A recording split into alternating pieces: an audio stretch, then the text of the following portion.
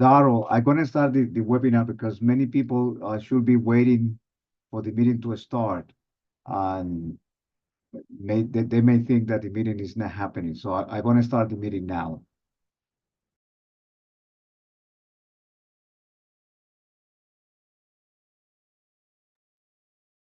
Sounds good. Have you heard us? It says it's starting at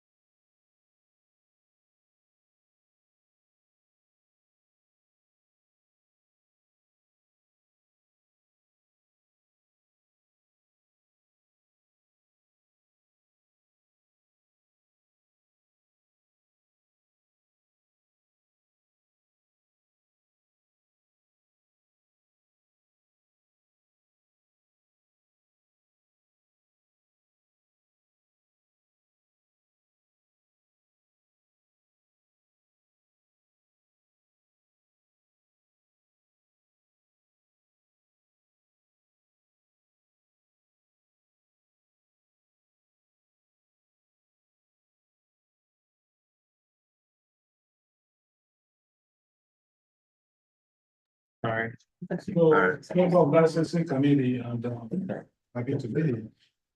Good, welcome. We're just introducing ourselves and you're Hey, next. everyone, I'm Carmen Paulino, and I am on the Health and Environment Committee and also on the Cannabis Task Force and also on the Traffic and Transportation. Happy to be here. I'm excited to partner with you all Great, on these new bylaws. great, welcome. Does Miles want an introduction? My forgot to proxy mention that- member, Miles, 6 years old, community board member, watching the Magic School Bus. He's got the hammer, he's I didn't ready. mention what committees I'm on. I don't believe I'm on traffic and transportation and land use. Ah. And also I'm a former chair of the board. Yeah, imagine that. And I did not say I'm the second vice chair of the full board. Yes. Um, Sites for members, I think we have a few members that are like to be promoted to panels. Oh, is that why no one's on? Yeah. How do you? 30 seconds. Yeah, Like, cause normally bylaws this is just a says quiet 4 meeting. participants, but, Let me see. Oh, that's probably one. There you go. oh, You got Tanisha, then you have Mary. I think this is our Mary also. All board money. I don't know. All right. is Mary Ellen? I think this, let me double check if this is her. Oh, right, yeah, because that's not her last name. No, Domingo just joined. Is Tanisha the only board member in the participants? Domingo. if you're on the Zoom, you want to introduce yourself as well?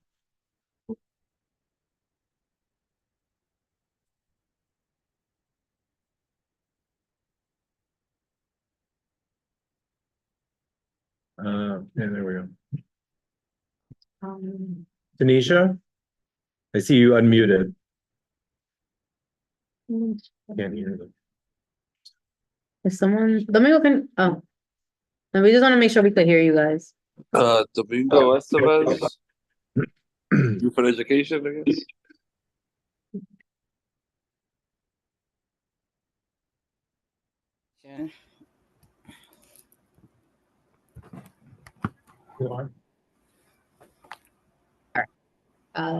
Let me switch so we could see Here, everybody. discuss better. the format, we're gonna go through this. Yeah.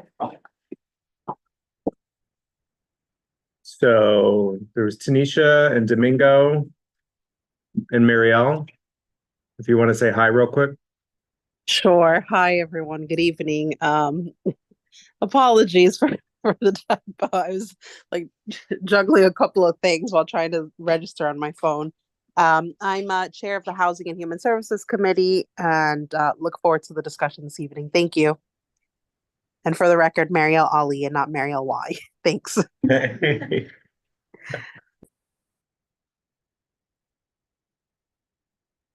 Great. So we'll go ahead and get started. And as was kind of alluded to earlier, this task force has been meeting for close to 2 years now. At Yeah, this we're point. so much older now. We are. A few things have happened since then. And we have some wonderful committee members. Thanks to everyone for sticking it out. And just to kind of give folks a sense of a lot of the rationale behind some of the changes, a lot of it had to do with making some of the language more gender neutral.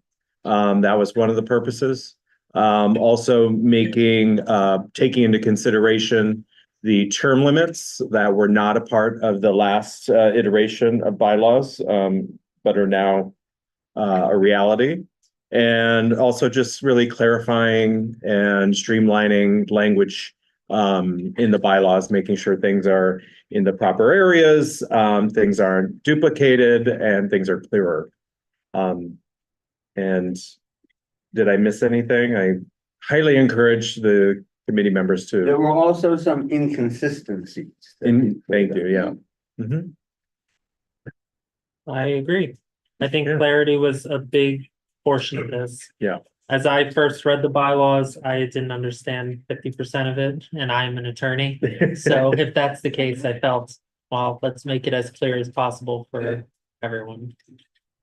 Change passive text to active text, make clear the details and the expectations for board members, that type of thing. So with that in mind, trying to think, I didn't really give it much thought, like what the easiest way to go about the section by section, I guess. Well, I mean, Yeah. it's a lot. Yeah. It's a lot. I will say, we were going section by section during the task force, and we would get through like 25% of a section per I have meeting. an entirely different suggestion. Mm-hmm. I think, and some of it was in the letter we used to invite people. If anyone has any questions, we should entertain those first.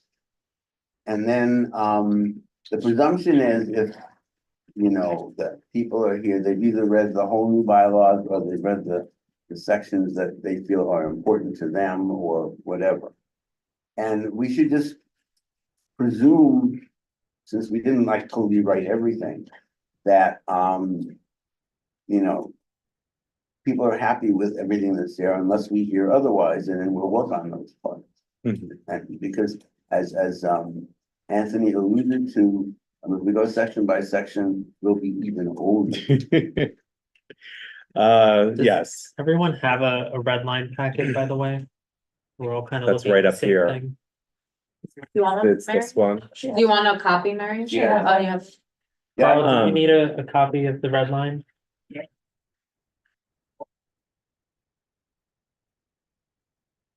So yeah, I mean, I guess we have 1, 2, 3, 4, 5, 6 folks, 7, 8, 9, including online folks that weren't on the task force.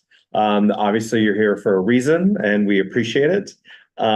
So, if you have any questions, we're happy to entertain that. And then if you have specific changes or thoughts in mind for an area, we're happy to hear that as well.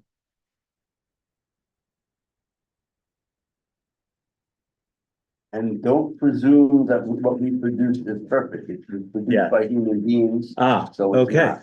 Marielle. Marielle, I see your hand first. Take it away. Thank you. Unfortunately, I don't think I'll be doing a lot of taking away, but I didn't have a chance to kind of finish reading it. I did read most of it. And so I guess the question is around process, because I understand we're voting on this or adopting this at the general, correct? That's the Correct. Yes. Okay. Next- Okay. And so let's say I finish reading it. Well, I mean, I will finish reading it, but when I do, is there an opportunity to provide written input between now and then in case I have any questions? But I'm in listening mode today since I haven't finished reading it. Yeah, that's a good question. I mean, I think, our hope was to tackle as much as we can at this meeting. For sure. We certainly welcome, we don't want to close the door at all when we leave today. Mhm. But yeah, if you have specific suggestions for the, specific sections, that would be helpful. And having that in writing, especially if you have language changes. Sure. Yeah, so that would be most helpful, and I think too, one of the things looking at the process is that, we are going to be voting on this at the full board meeting next week. And it's the September meeting, which tends to be one of the most packed for the agenda as it is. So we also don't want to go extremely late. And I think we actually have a hard stop with that room, which is a blessing. But so yeah, the more we can tackle sooner, the better. If I could just make a procedural comment. Yeah. This meeting is essentially exactly like a committee meeting. The task force is the committee. And when we vote later, because we're gonna produce this kind of resolution, putting this forth to the board, the committee will vote as the committee, and then we will take the vote to the board members as well. Okay, very helpful. Thank you. I don't think I'll have like anything substantive, so thank you. Great, thank you. And then I saw Domingo. Mine's was more about what we said during the exec, which was change assistant to vice. I think that'll be a great change for when it comes to assistant chairs, calling them vice chairs. And also like figuring out a way that we could incorporate active like committee responsibilities, you know. So for instance, like there being somebody to support with technology within the committee and creating those active roles, because one of the issues that I don't want to say but in the years I've been in the board, it is that the work usually falls to 2-3 people, and then the expectation is of everybody else is there watching. So how could committees establish a sort of structure where there are roles and responsibilities designed for individuals in the committee? So for instance, like the minutes, the stack, supporting with identifying the procedure for like raising hands and who goes what. You know what I'm trying to say? Because I feel like that's where the bylaws should also reinforce like committee board members understanding that they have roles to fulfill within committees. Can I reply to that? Sure. Yeah, please. I guess, so that came up often in our discussions. And the concern with that is that once things are in writing, now if they're supposedly, I'm making up a title, like a secondary chair for this particular committee, and then they're not there. Now we need X number of more rules to be like, well, then who fulfills that next? And what is supposed to be? And a lot of the things that you're talking about, Domingo, is sort of, that is kind of what the committee chair is supposed to be assigning and encouraging members to do. So I hear you in terms of like wanting to put it in black and white that people should be more active. But I would say is that might be a failure of organization that I don't know if that we should be so stuck with bylaws to effectuate that. Yeah, but unfortunately, the reality is at this particular time, you have a lot of board members who are just either not coming to meetings or not doing anything in committees at all.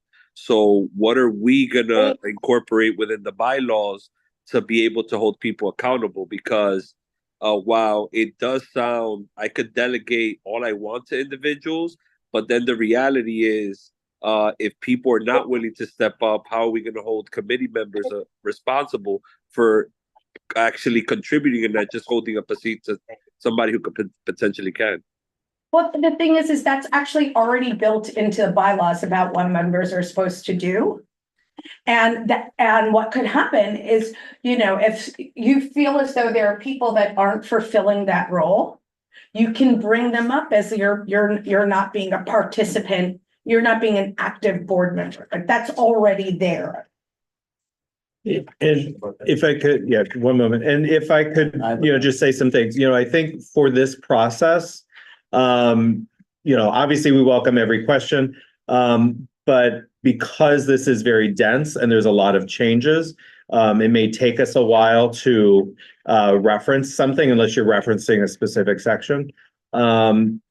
But what you said, Domingo, and I'm sorry, I can't find it right now, but Article 4 it reminded me of some of the conversation we had around board officers, and that there was no real effort in the bylaws to make sure people were all on the same page, or that they were knowledgeable about, like, for instance, what the chair is doing.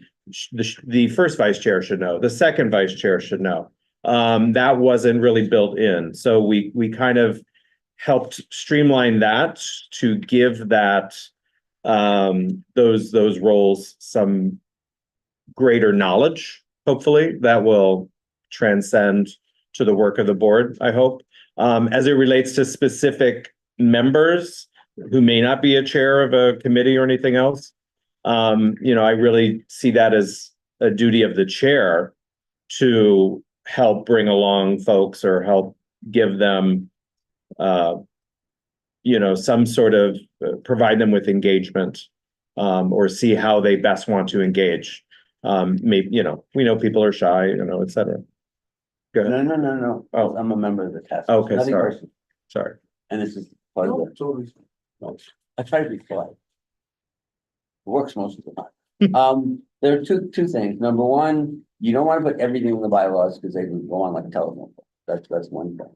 And I think, I think we're all sort of saying the same thing.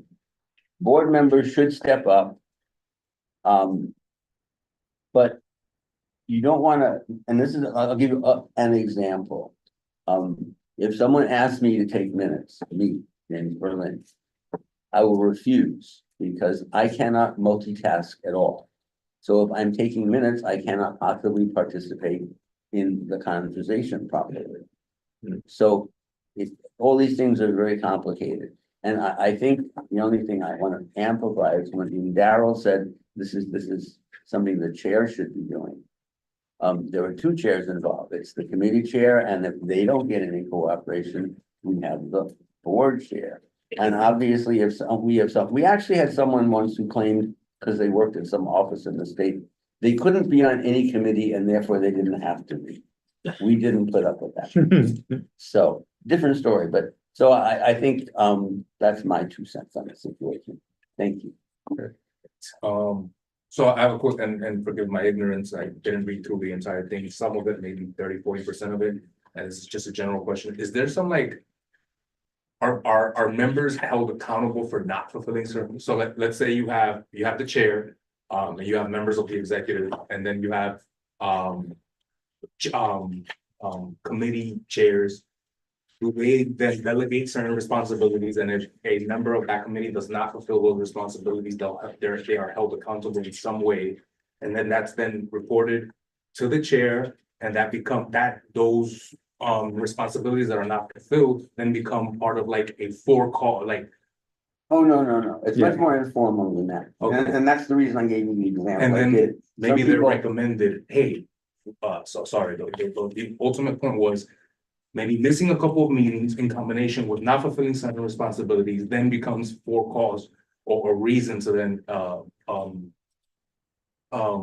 remove them. remove them. Yes. That's already under Article 5. But that does happen. That is a practice that. Oh, you even would all- yeah, But that's not what we're discussing here, Okay. practice versus what the rules say, say. okay, Yeah.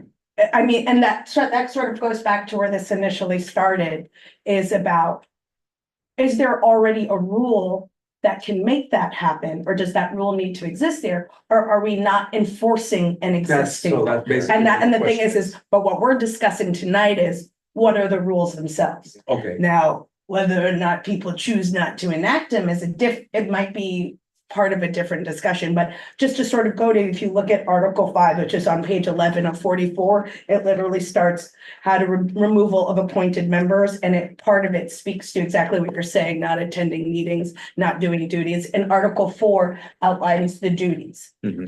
But I want to be clear too, in terms of removal of members, and maybe people not living up to a certain responsibility, it's only the definition of their responsibility as a board member or as a chair if they have another role, something like that. If there's a committee member and the chair asks that committee member every meeting, can you just take attendance? What? There's 5 people, right? Can you take attendance? And they say no. That is not necessarily an official duty of theirs, even if the chair asks them for that. So that cannot be a cause for them to be removed. It's only for the official definition as a member and if they're in another role of that role. Yeah, I that could makes make sense. sort of irrelevant, and you may have mentioned this in your introduction, Erwin.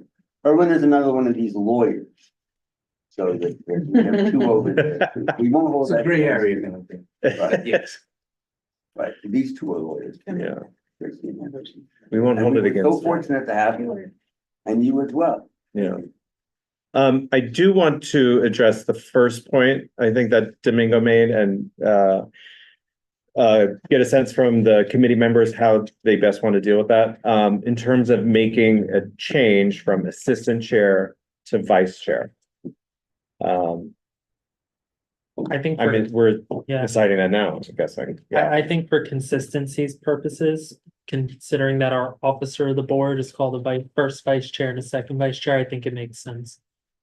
I like the suggestion, so yeah. I think I'm- Anthony inherently seconded a motion that you sort of made. Oh, okay. And I agree with that as well. And I'll take that. Somebody repeat that. I can't hear. Yeah, so the first suggestion made by Domingo was to change assistant chair for committees to vice chair for committees. And I think 3 of the 4 task force members agreed. I don't know, and you're the. I'm indifferent. It's for consistency's sake, I love it. So Okay. that's 4 out of 4. okay. And Jay is not yet with us, right? That's 4 out of 5. Yeah, Jay's not here Right, yet. and now And to be clear, we should ask the members of the we board. will.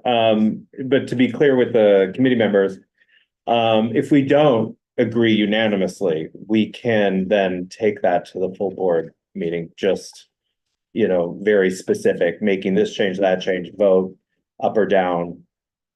But if we accept it unanimously as a friendly amendment, then that change is effectively made. Right, I also want to apologize, and not apologize, but I don't want you to feel as though I shut you down, Domingo. So if there are specific language to specific bylaws that you want to add because you feel like it's needed for particular committees, please. Oh, no, I completely agree. I'm just looking right now into the language to incorporate into incorporating duties, not just attendance, as a way of being able to, if a chair assigns a duty to a committee member, I'm typing up the language now. If a chair incorporating duty, committee chair duty assignments as a way of also being able to measure if somebody is like, because I know attendance is one of the measures, right? Like, oh, they're not responding to attendance, but assignment by chair duties also should be incorporated into. let me just, okay? Yeah. That same situation I was talking about where I refused to take minutes because it's not fair to me, among other things. I had a whole battle with one former chair of the traffic and transit, and he could assign things and you had to do what and we ultimately went to the chair of the board, who had a bit more heart, and they understood my position. So, that's the issue you have to be very careful about. We might think of some language where, something like, members should, attempt to cooperate or, pick up responsibilities as requested, but I would use the word requested and not ordered. And I see Anthony and then you, but before we go there, I just want to point out too, and be clear that we can change our bylaws to a certain extent, but also when it comes to, you're right? Sorry. Okay, that's okay. When it comes to specific definitions of roles and things like that, some of them are in the city charter. So if you look at Article 2.01, where it says duties of the community board, it's a very short section. It says pursuant to the city charter, chapter 70, section 2800D, community board 12 shall. So some of those duties are is not, yes, some are Talking to the TV, sorry. are things we cannot really change. What section is that? 2.01, that's like, It's the Page authorization 4. clause and follows. yeah, page 6.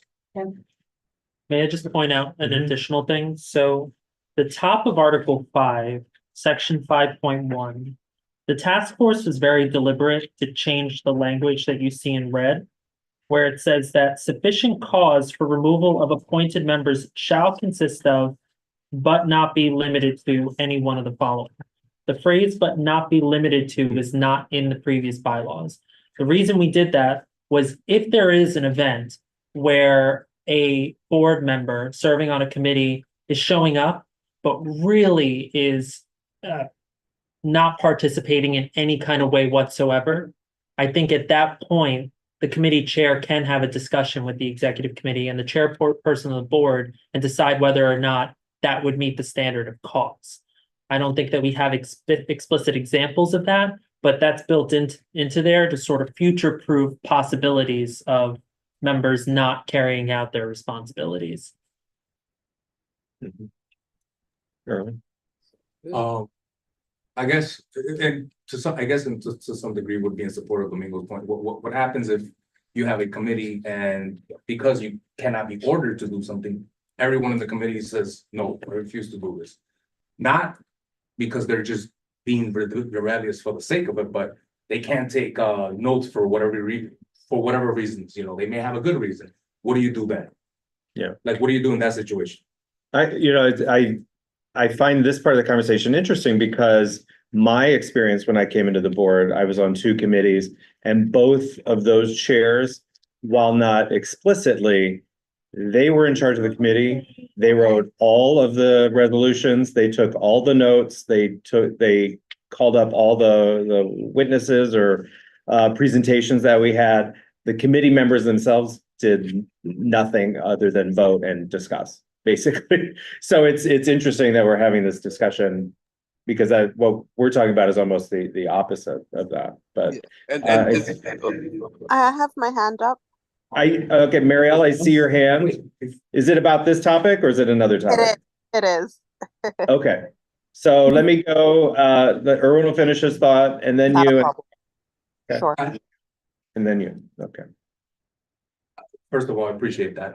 But I don't want to move from like, what is the answer to that question? If anyone has an answer to that question. I can answer that question. So one of the things that you would do is you would put in writing and write to the chair as well as probably to Ebenezer. These are some of the concerns I had. I asked for assistance because of A, B, C, and D, and would like to discuss this with the executive committee. Then what could happen? Like I hear, and then what could happen next is then those board members can be approached. What do you understand is supposed to be your duties as a board member? Is it supposed to just sit here? Is it supposed to assist? Or because this is not our understanding? And what would have to happen, because you're right, anyone could just sit there and be like, I've decided that I'm not going to do it. I just want us to be careful that we're trying to find solutions to anomalous problems rather than versus, and I'm not saying that this problem is necessarily anomalous, but the bylaws isn't going to answer every single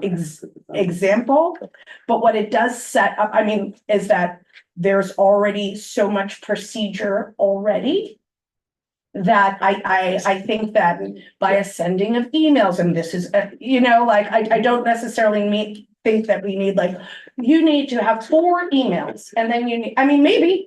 And that might be what you want to write into us is what your suggestion is on what the change should be.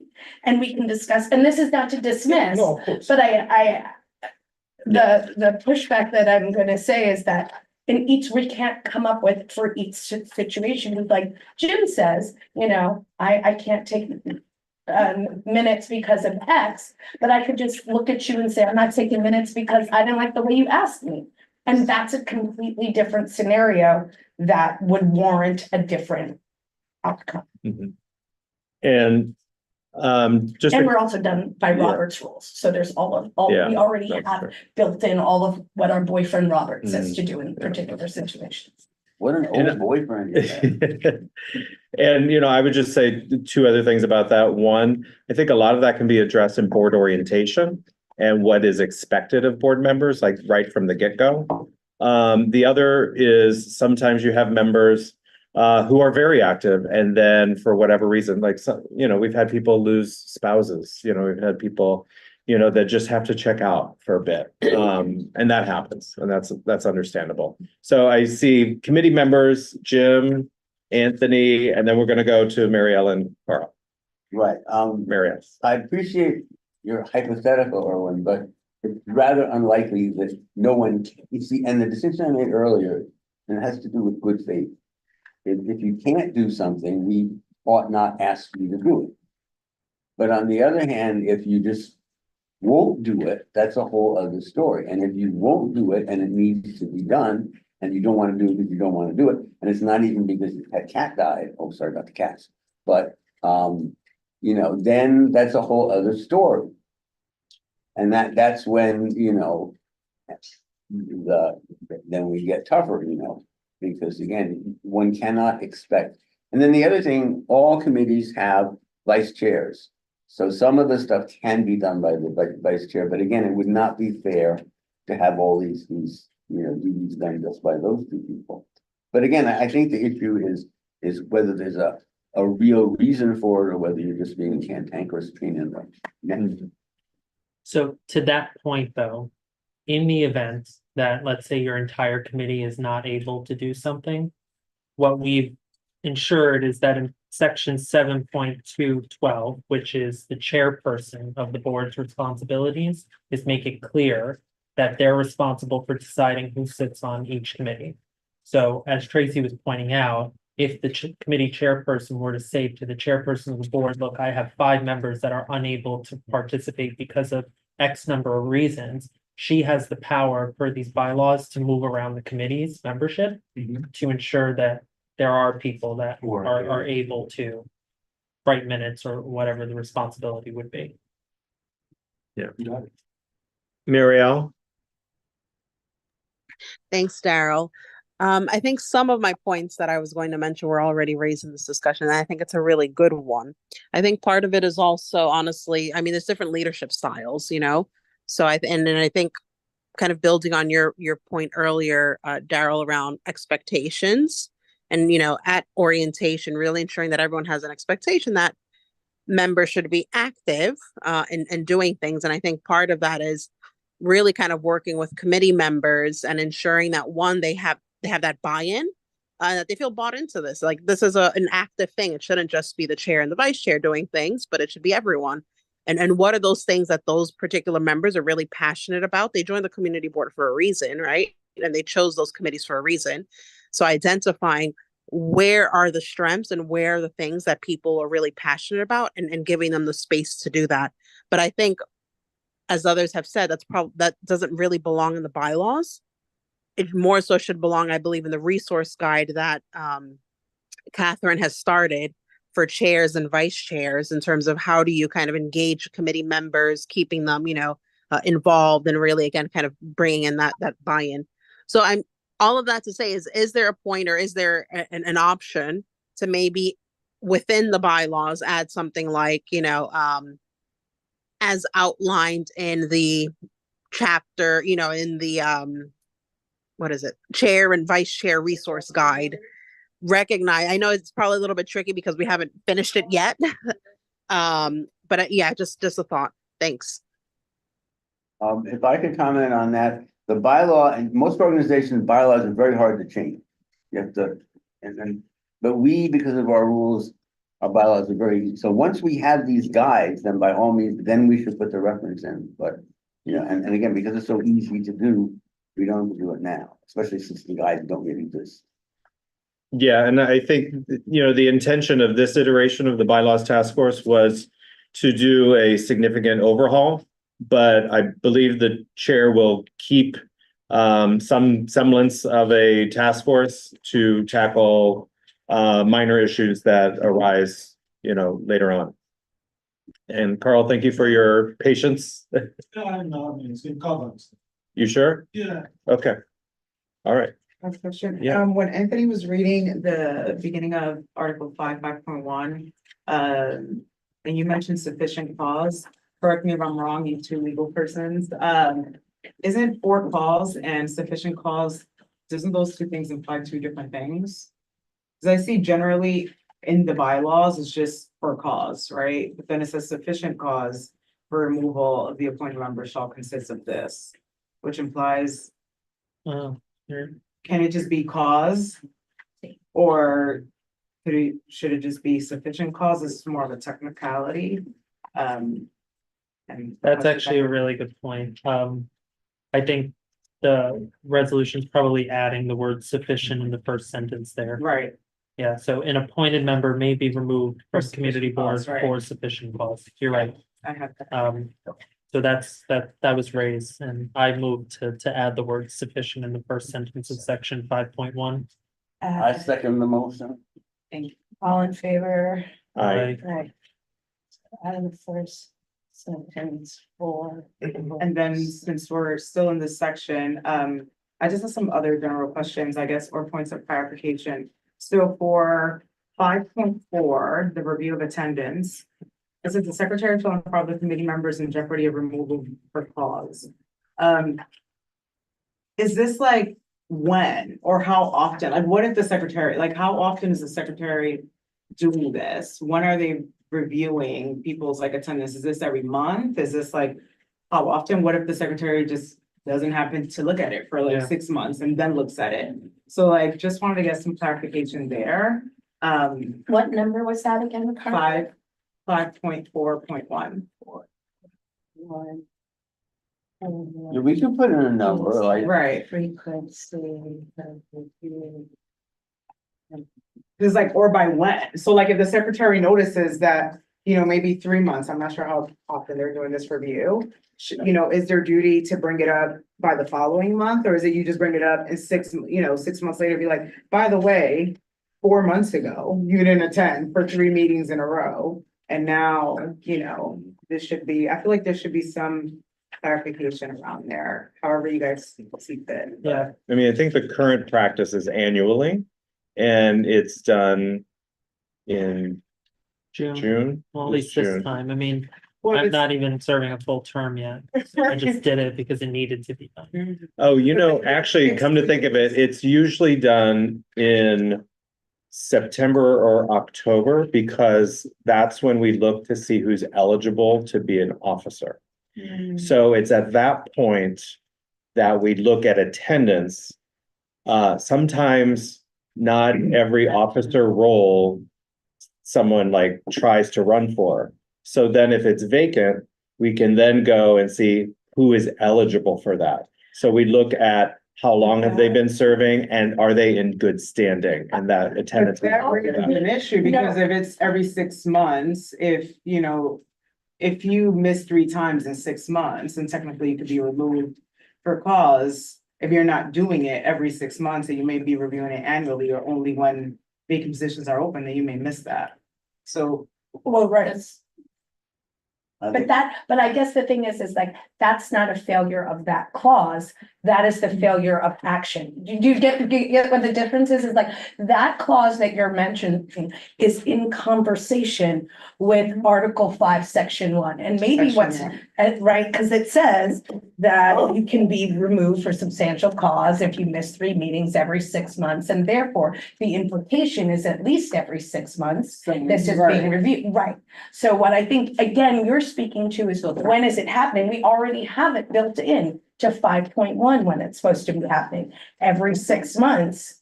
Like, do you see, because those 2 sections are in conversation with each other. I get that, and that makes perfect sense. I'm just saying, like, what if it's. But that's a failure of, not to say you, Anthony, because you're my favorite boy. You're my favorite boy. You're my favorite man, but you're my husband. Ooh, just to that point, I'm I get it. I insulted. completely get it. I don't think that you can do this and then like 8 months later be like, 6 months ago, you were absent 3 times, or like, I feel like if something's wrong, then you just need to bring that up, like at what point? So, okay, me, Anthony, Jim, and then everyone. Just so I'm clear on the question, because of like what happens in practice is the chair is usually the first person to notice any absences Right. like that, right? So I know we had someone in this committee almost 2 years ago that wasn't showing up. And then, so the first person a chair reaches out to is the board chair. And then the board chair then will, because I'm just like one committee chair, right? I don't know, usually someone has 2 committee assignments.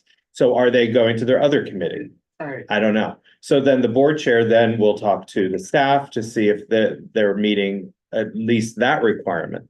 Then if not, maybe something is amiss and they need to have a conversation with that person. Why aren't they attending? I've certainly seen a lot. Sometimes someone will come to one committee consistently, but not to another committee. I don't know if that kind of I wonder if addresses, just but even adding, oh, I'm cheating, but adding in the language, C 5.1 where that section answers that issue.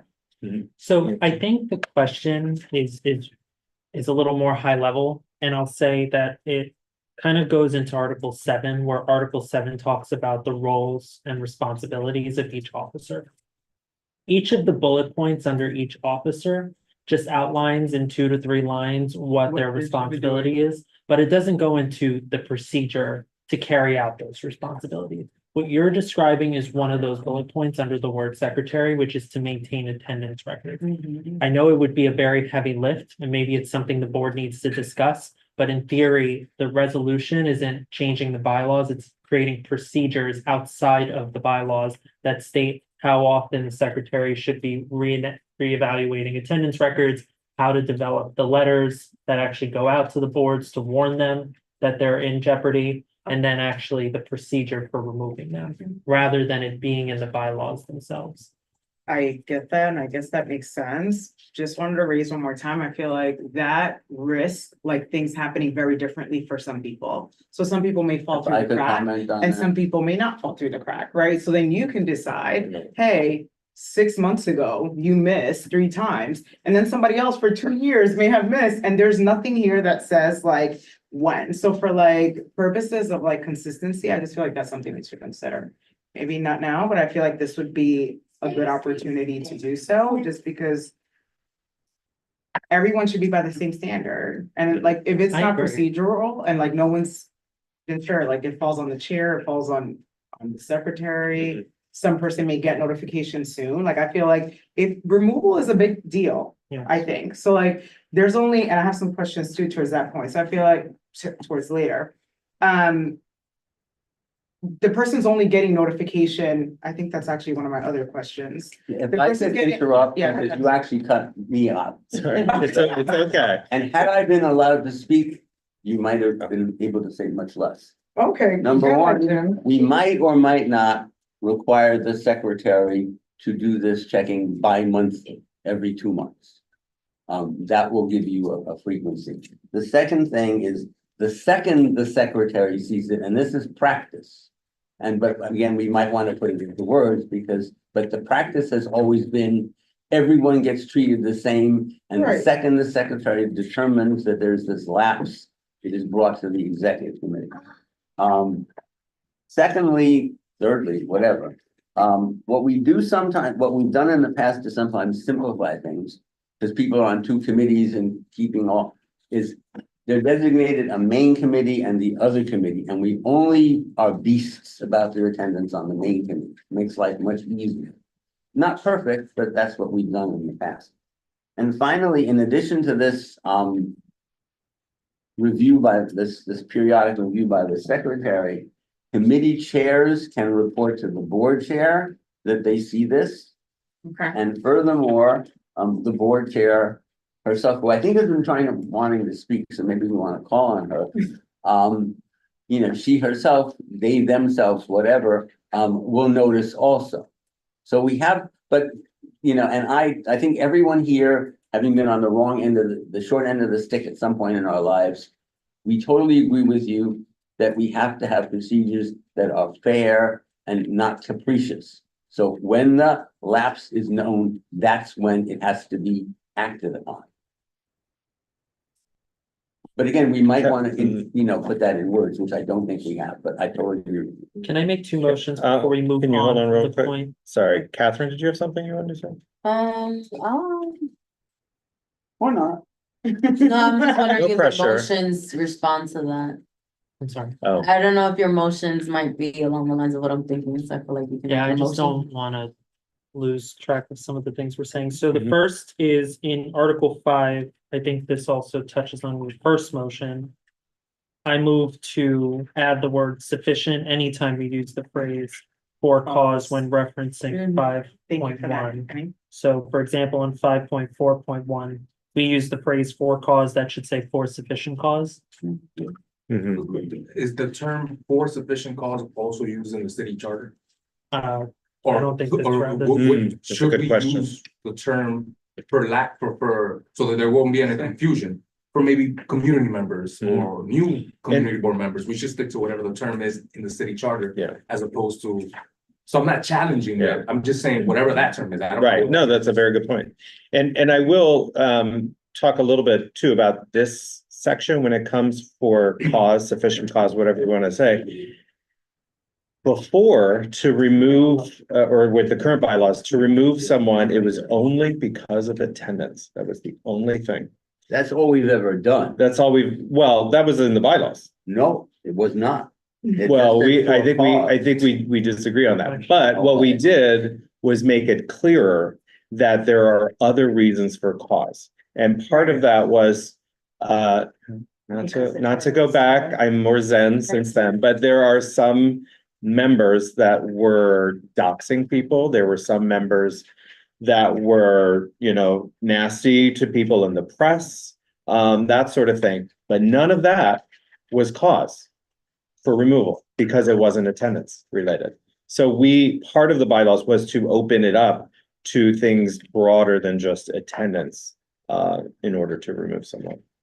That's just a little more context. And to answer your question, it's not in the city charter because we just added this language here, right? Everything in red for 5.1, What's not in the city charter? The word sufficient. the word. Oh, okay, well, Right. actually, yes, Right. I actually just looked it up. Right, That's right. for But the cause. thing is we already know that because this is the language, everything in red is the That word. language Oh, yeah. that we Similar. added. So we're was not it- gonna use, No, I don't. Oh, so we're not changing what's in black, Hang on, is what so you're saying. you can always create a higher standard. Standard, Right. right, than what that's what the I was basis gonna is. So say. if we vote to make it sufficient cause, that's a higher standard. Which I think it should be removal.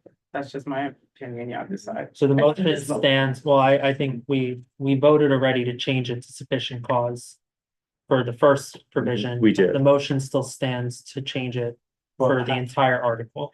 How are We're- we we're- gonna change it to a higher standard where we don't even have so many things defined? Like, so what would be the? but before we, the sufficient I think we're is to arguing be about there. something that we already have the answer to. Anthony, remind me, on this paper where it has something crossed out, that was the original Yes. language, Yes. right? Got it, all right. So the original language lists here sufficient cause. So that's the original language that's already existing. Great. Okay, So so we're we're just making arguing it about consistent. something Excellent. that it already is in existence. Does that make, I'm not saying we shouldn't make it up to a higher level. I'm just saying is the That it's language of already- sufficient was already there. So, Lawyer but what you're also actually saying is looked that we remove the word sufficient at some point, and when we did that, because this is Article 5. Was over a year ago, and do we remember why we did it?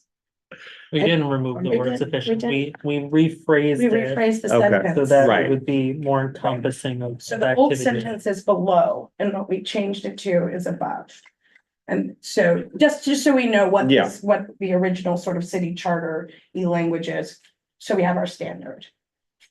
I'm fine with that. I was just asking because. No, this no, I was like just sort of two saying, different rather than us having So to for run back and look consistency, up. I agree with that. It should just be that all the way, Mhm. the sufficient cause. Um, And sorry, Oh, I was sorry, gonna say, I see someone was in the panel that said Oh, put him so- in. Oh, sorry. And Domingo has his hand. Okay. there's still a motion. Oh, Like, okay. Sorry.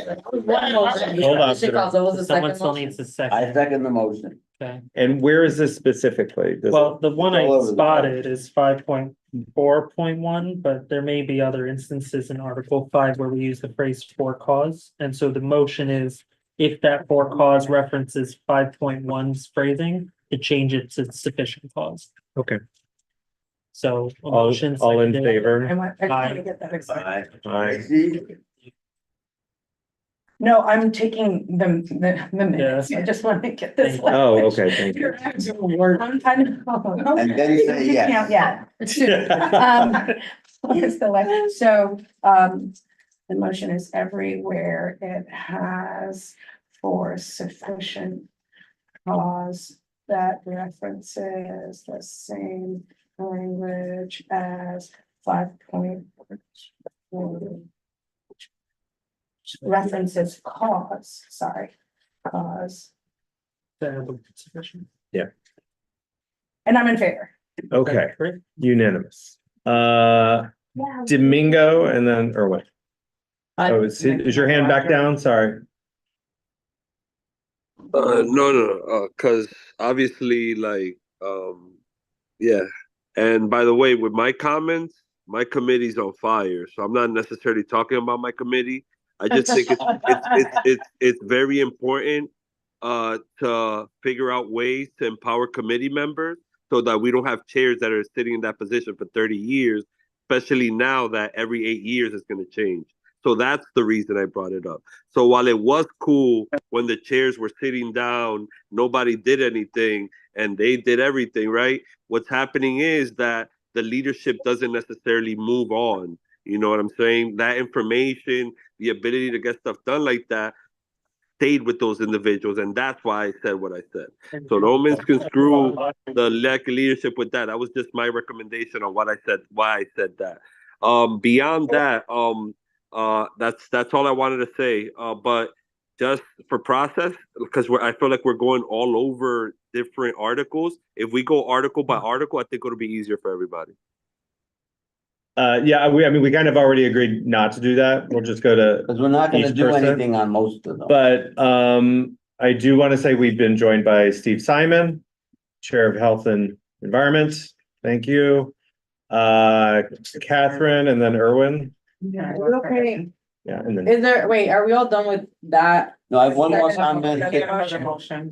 Oh, sorry, Let no, me- you guys voted on the Oh, motion. yeah, we Yeah, did. but let me just make. Was this on, is this on this topic of Article 5? No, that's what I was asking. I Okay. mean, I do have something for that one, but I was asking it to see if we can move on from it, but if you Yeah. guys No, I have stuff still for have stuff five. for five. For five, okay, so Okay. I'll make my point on five. Okay. Erwin. Oh, sorry. Oh, sorry. I was gonna say, I mean, I didn't know if y'all wanted to add the language of at minimum in 5.4.1, at minimum annually. Part of it is that we do have language, and I hear you, Carmen, on it, around like communication on our part and then a process, which I don't know if we have here, and I'm okay not putting it in the bylaws in terms of an appeal process, because I think practice, those are things that can change versus bylaws will change infrequently. And then I just wanted to, I'm not Just sold on. wait, before you move on, when you said 5.4.1, where exactly do you want the? Oh, sorry, when we're minimum to saying the go? secretary Sure. shall inform at minimum. Shall inform at minimum. I was thinking Thank like at minimum Yeah. annually, right? Yeah. Or I don't know if that contradicts with earlier points. And the reason why is that I'm thinking, because it's like to what you said earlier, right? Like at least every October, we know we're gonna have a conversations, but that's in. The secretary's informing at that point. The secretary's not taking action. And I think that once you inform and then kickstarts that process of the letters, the communications, and people respond with that. And I don't know if I'm 100% sold. We have here that the person has to respond within 30 days. Are we all married to 30? Do we want to do 45? Like, I don't know. I'm thinking like, what if somebody has had a major death and is like, I can't right now. I need it, I'm out the country. Well, they can certainly respond. It also says True. or within a reasonable amount of Right. time out of Mhm. date after the date of the meeting that they were unable to. Wait, where is that? It says, I should have had my laptop. sorry. no worries, section point where it says request for excuse can be given after Oh, 30 days. excuses, okay. Yeah. And also I would just say we Or kind of within a- function on a monthly basis anyway, in terms of attendance, so. I think And that was attend- part. yeah, part and I'm of not the gonna reason. take up all our time on getting on that. The only thing didn't want to say in the full also piece of Article 5, not necessarily just removal, is when we speak about excused absences, we had that standalone document amending this section for hybrid. that where we Mhm. acknowledge like hybrid reasons why you can be and what's excused, what's not excused, and I don't know if that made it into this doc. Okay, Right, You You- have that? that, all that language has to get into this document. Yeah. is that like with disabilities and things like that? Yeah, that Yeah. part. Yeah. The Okay, qualified disability, the. and you have that document, you could, I'm wondering if it's on the Airtable, but if not, we do. It's a standalone doc that talks about like what counts as a qualified disability, excused absence, that stuff. Or. Okay. Yeah, cause that falls in.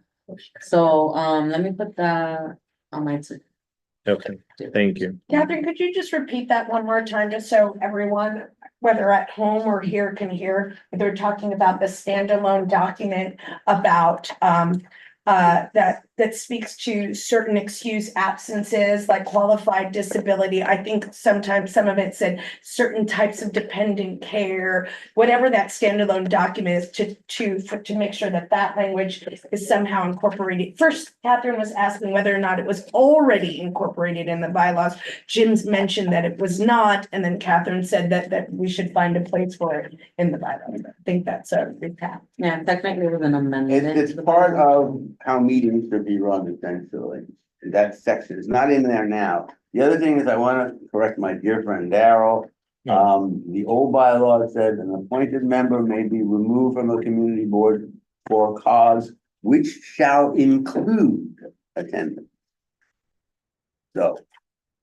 Yeah, This is That's- five, we clarified it to make sure that was. right, but he claimed it originally said it was only for attendance and it didn't say that. It's the original 501, first line. So I'm just saying that's how some people interpreted it, so, Oh, right, Anyway. but that's not, but that may be, but that's not what it said. yeah, so Erwin and then. So I'm at 5-1, Mhm. and then I'm gonna jump into 5-1-1. So Okay. sufficient cause for removal of appointed members shall consist of, but not limited to, any one of the following. 5-1-1, 3 unexcused for regular general meeting. Then it jumps to the next sentence, 3 unexcused for the standing, but is it 3 unexcused from the general meeting or the special meeting as well? Like, I feel like I'm sorry, I've lost you. I'm not sure what. That, I think, in the Does other, it? in another section, yeah, it does. 511. Removal. So that sentence, 3 unexcused absences, 5-1-1, page 11. 3 unexcused absences during any 6 consecutive months from duly called regular general meetings of the board, Mhm. period. Yep. Then 3 unexcused absences, but that period, it's a little bit, is it and 3 unexcused from the general? That's 5.1.2. The Mhm. numbering is off in this red line. And I can't Got it. control that, but that's the So 5.1. that's 2 separate ones, right?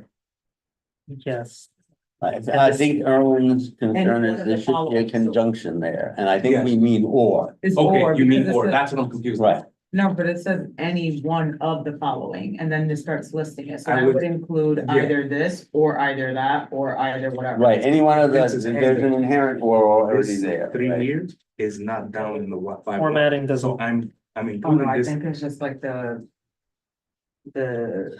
it is when it was edited. Cause it's technically 511 and then 512. There's not a subsection to 511. So 1-1, 1-2, 1-3, Right. 1-4 are all ors. Got it. That's I know, my I understanding. understand. All right, got it. so I Um, think Kathy made 2 motions that I think we need to address. for Okay. vote. So the first was incorporating the standalone meeting in section 5.2. I move to incorporate any items listed in that standalone memo that counts as excused absences. Well, the general memo is about hybrid meetings, which then got revised afterward because the state extended what could be the quorum of a hybrid meeting. So the original motion we passed that created hybrid meetings and committed us to them. And then there was this revised thing, because when people with certain kinds of handicaps do count as the quorum, and in the original version they didn't. Does it talk about excused absences? Yes. Specifically, I didn't attend because of this listed issue that isn't in the bylaws and. No, that- because it goes around, you see, all these people are not being absent. If they attend virtually, Yeah, they're yeah. present anyway, and if under the new version of the public meetings law. If they're not in if they're not present, but they have the right kind of handicap, disability, then they are part of the quorum. So it sounds like the answer to Anthony's question is yes.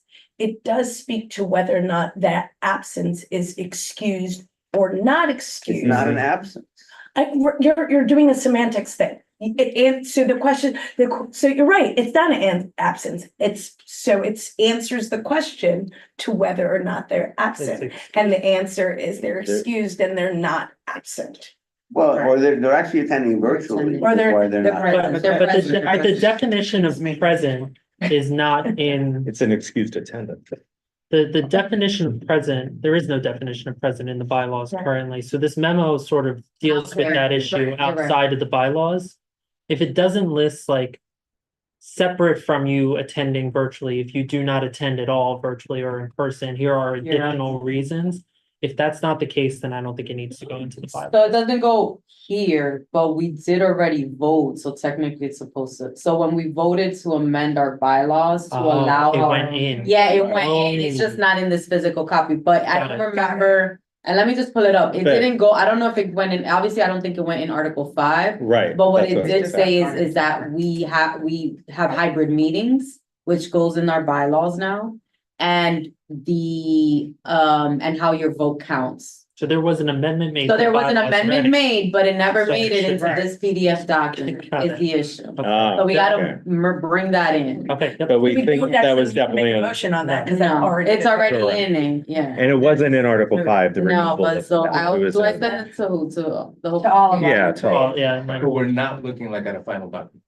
With all the, right? I This mean, is yeah, the but it's only- just one section and then that's already, and that one section's what's, We already have all those Yeah. words Got it. and we can get them to you. Yeah. But Catherine makes But the to point answer your because question, no, it's not. Catherine makes a very good point that we've always had a lapse in, we passed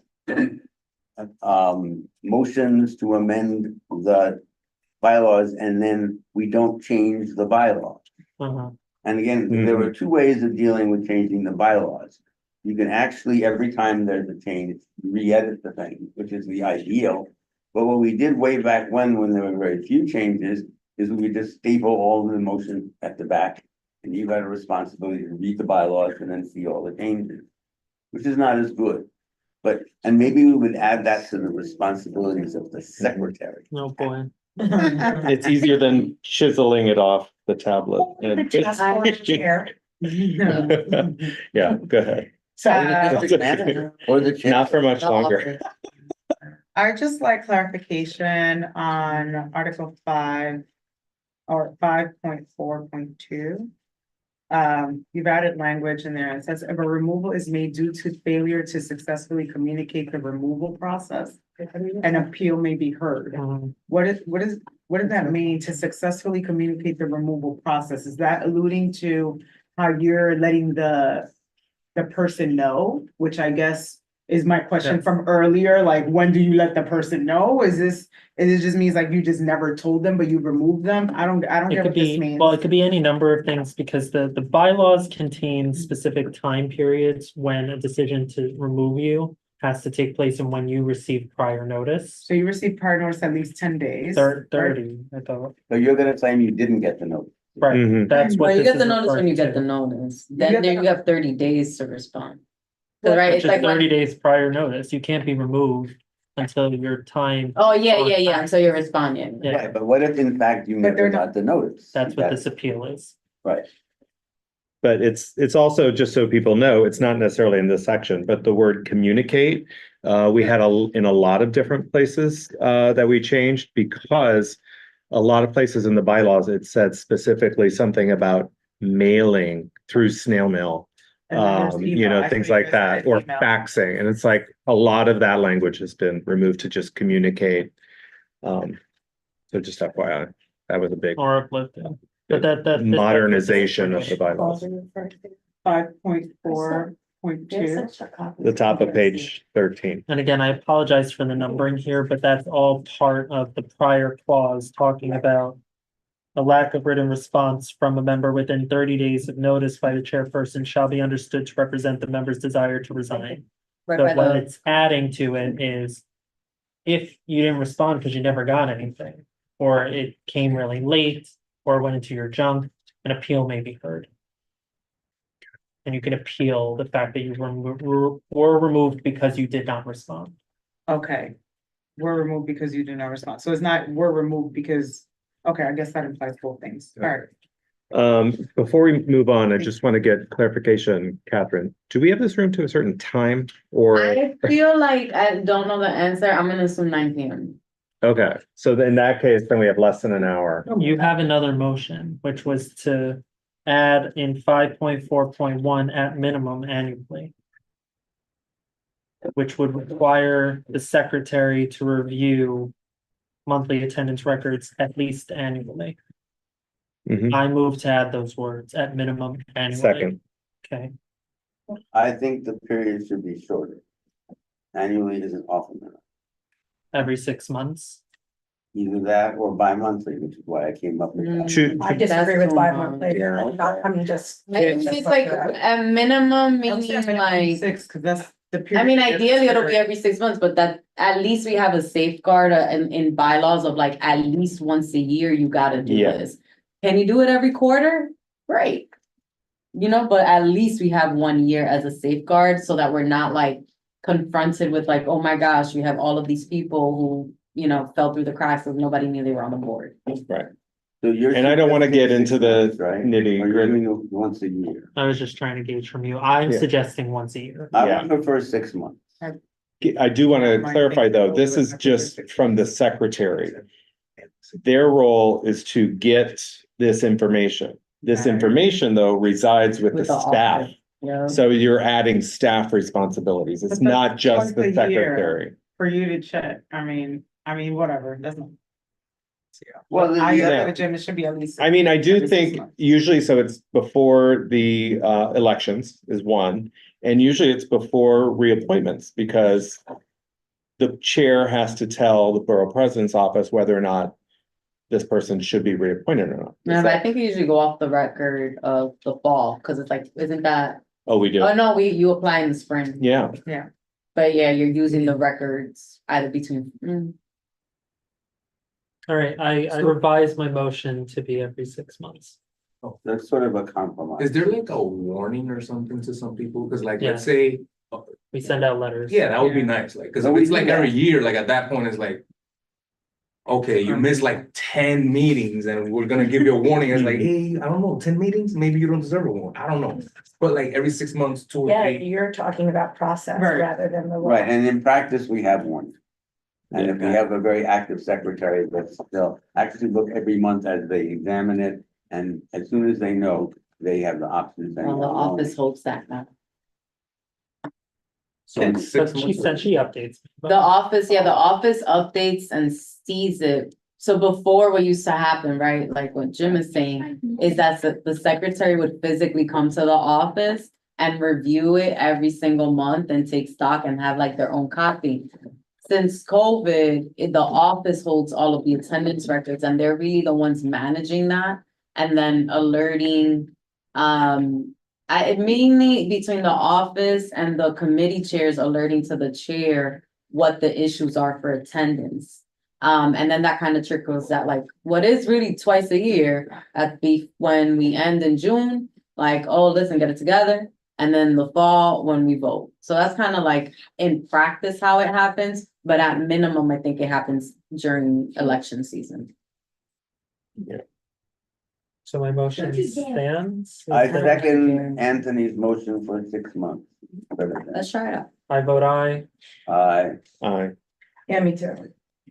Daryl, can I ask for some other clarifications while we're still on Article 5? Yes, please. Can someone just clarify, 5.52, the chairperson, this is for removal. The chairperson, after consultation with the executive committee, may recommend removal of any board member by the borough president or the board for cause. So is this just saying that, is this alluding to the previous clause, or you're saying that the borough president could just recommend someone for removal? They can do it on That's their what own. you're saying? Yes. Right, and then Mhm. two is just saying that after consultation, then if you get that, you'll just talk to executive committee and then you recommend the removal of that person because you got it. But what's the, or the board part? Well, we can remove people, Mhm. totally independent, if, Or, okay, got it. but the borough president also has that power. Got it. My, Right, and if I could just say, I think. Push back. hold on, I'm gonna suggest something and not to get us off track. I think where this lands on Tuesday, let's get this and then send that to Peter, who's our liaison at the MBPO attorney's office, their attorney actually, just to kind of double check, because what happened actually recently at another Manhattan board is that they voted to remove someone, but it's like a resolution recommending it, not like we remove that person, erase them from our record in life, you know? And my understanding of what happened was that it was a recommendation of removal to the borough president. And they would honor that, I would assume. Or maybe in a circumstance, could they not honor that? And I don't have that clarity and obviously won't get that before general meeting. Well, in the And so I past, wanna we, understand. we actually made sure the language that we could remove. And although, as Darrell pointed out, historically, I think we've never removed anyone for any cause other than bad attendance. We did the removing. And that may even be consistent with something in the city charter. It is. Yes. So if we have, and we might even mention that to the other person that, the city charter, gives Oh, us this power. And it is there. Okay, I just wanna make sure like Yeah. whatever they're doing in practice matches that. Is this Yeah, like a and- general counsel for the city or for the borough? No, president? this is specifically in The borough house. president's council. Is there, And also, I mean, but they're like our liaison, they're our first liaison, but there's folks at the law department that we can talk to for sure. Yeah, but this individual is the chief counsel of the borough president. my question is should this, and this would throw off the voting timeline, should this revised version first, technically yeah. go through that person before we vote on it? I don't think so. no. I mean, unless it's like a final vote, final draft vibe that we wanna send out. There's a severability, Oh. sorry, there's a severability clause, but what if they find 20 things that are Yeah. illegally impermissible? Then they can come back to us. Then they'll let us Then know. we'll and we'll figure it Yeah. out. And meanwhile. But at least they know, hold on one moment. I see Carl and then if you want to introduce yourself for the folks as well, so. I might be wrong about this, but I am doubtful that you can actually go ahead and remove somebody without reference to the borough president. I'm actually doubtful that you can do that. It says so in the city Charter charter. says No, you may have done it in the past without challenge, but if you get challenged, you may lose. I think Yeah. you want to like really look at Yeah. that. I think part of the reason that we wanted with the borough president's office as well as with the board is because I think some of the feeling of board members is that the borough president's office isn't always proactive or drags their feet or is politically afraid to remove some board members. So that's why it's also given to the board. So it's both, but yeah, just context. Did you want to introduce yourself? There's a few people online as well. Hi, I'm Crystal Woodley. I'm happy to be here. I don't know what else to say. No, that's okay. You're a board member, right? Can you tell us what committees you serve on? Yes, I'm on parks and I'm on youth. Okay, thank you. Great, welcome. Yeah, I also wanted to take clarification on 5.53, 5.5.3. And this refers to some sort of findings.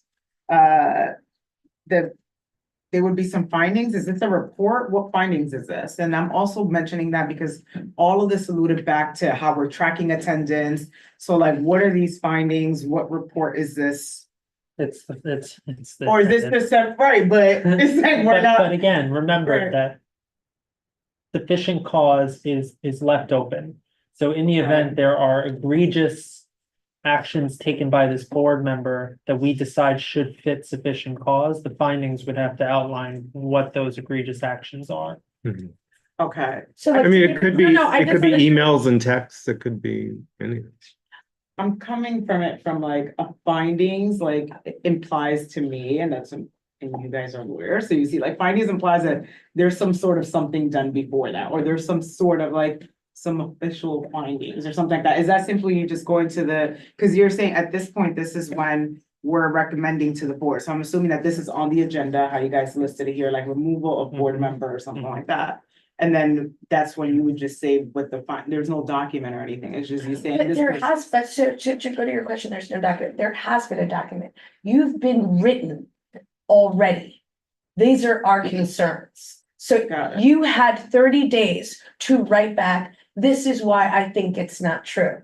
Then there, you know, and I it's see you, used to Steve. know what other sort of might add into the findings. To give you an example, your chair wrote you an email to be like, where you at, girl? Or your chair wrote you an email to be like, Tracy, I felt like the language you used was rude, or, like findings doesn't necessarily mean that there has been an investigation, but findings might be a The totality record of whatever. what has occurred. Like findings could be like, we all watched you scream on someone at the general meeting, right? Like, and that even though that hasn't technically, gone into anything. So I hear you in terms of like, this is an open-ended language, like what exactly does it mean? But it's open-ended to almost include more, because as we've heard before, people are rarely removed. Is there a Okay. better Oh, word? hold you on. could I'm use sorry. for Hold on. No, no, finding? this Hold is- on. No, I'm just making the comment that this does need to get. No, I'm not talking about this. Oh, okay. I just, Steve had his Did hand up. that Ah, kind of answer or address? I'm just. I know, correct. Mhm. Steve, I'm no longer thinking. something turned off. Steve, you're muted if you're talking.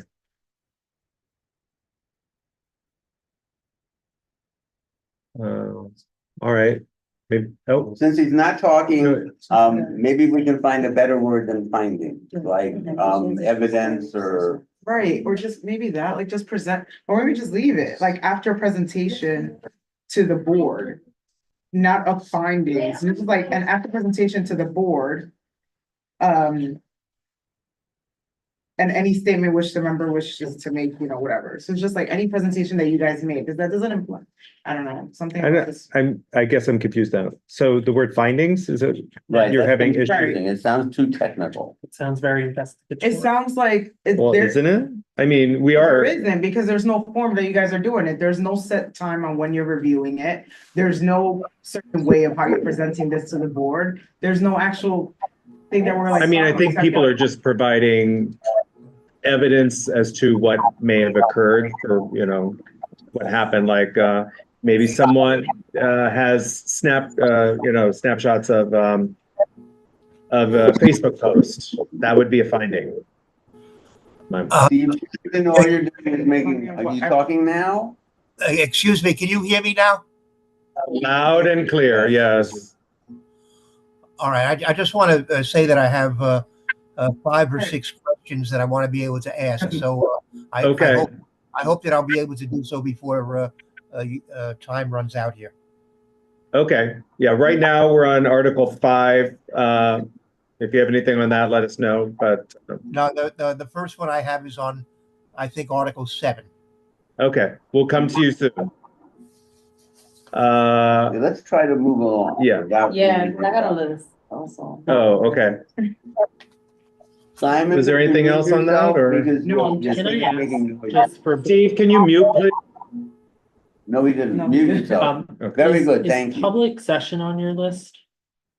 It is, but not substantially, not with edits. Interesting. Okay, Steve, is public session on your list? No, Only raising this because that was probably the biggest change we made in these bylaws from a substantive perspective. Because we added Mute yourself.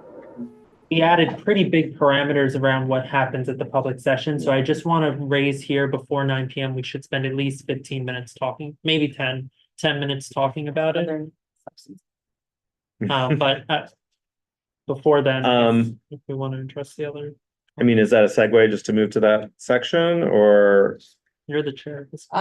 Steve, what What other sections, I guess, do people want to speak on? Maybe we could Yeah. do those I have numbers. one quick technical thing on for Which section ones six. you got? 6.2.3, I mean, no, 6.2. Because I'm like, I was checking which ones you all have in Okay. common already. It says 2 consecutive On this? terms, but then in the rest it Yeah. says years. Same. So is this years or terms?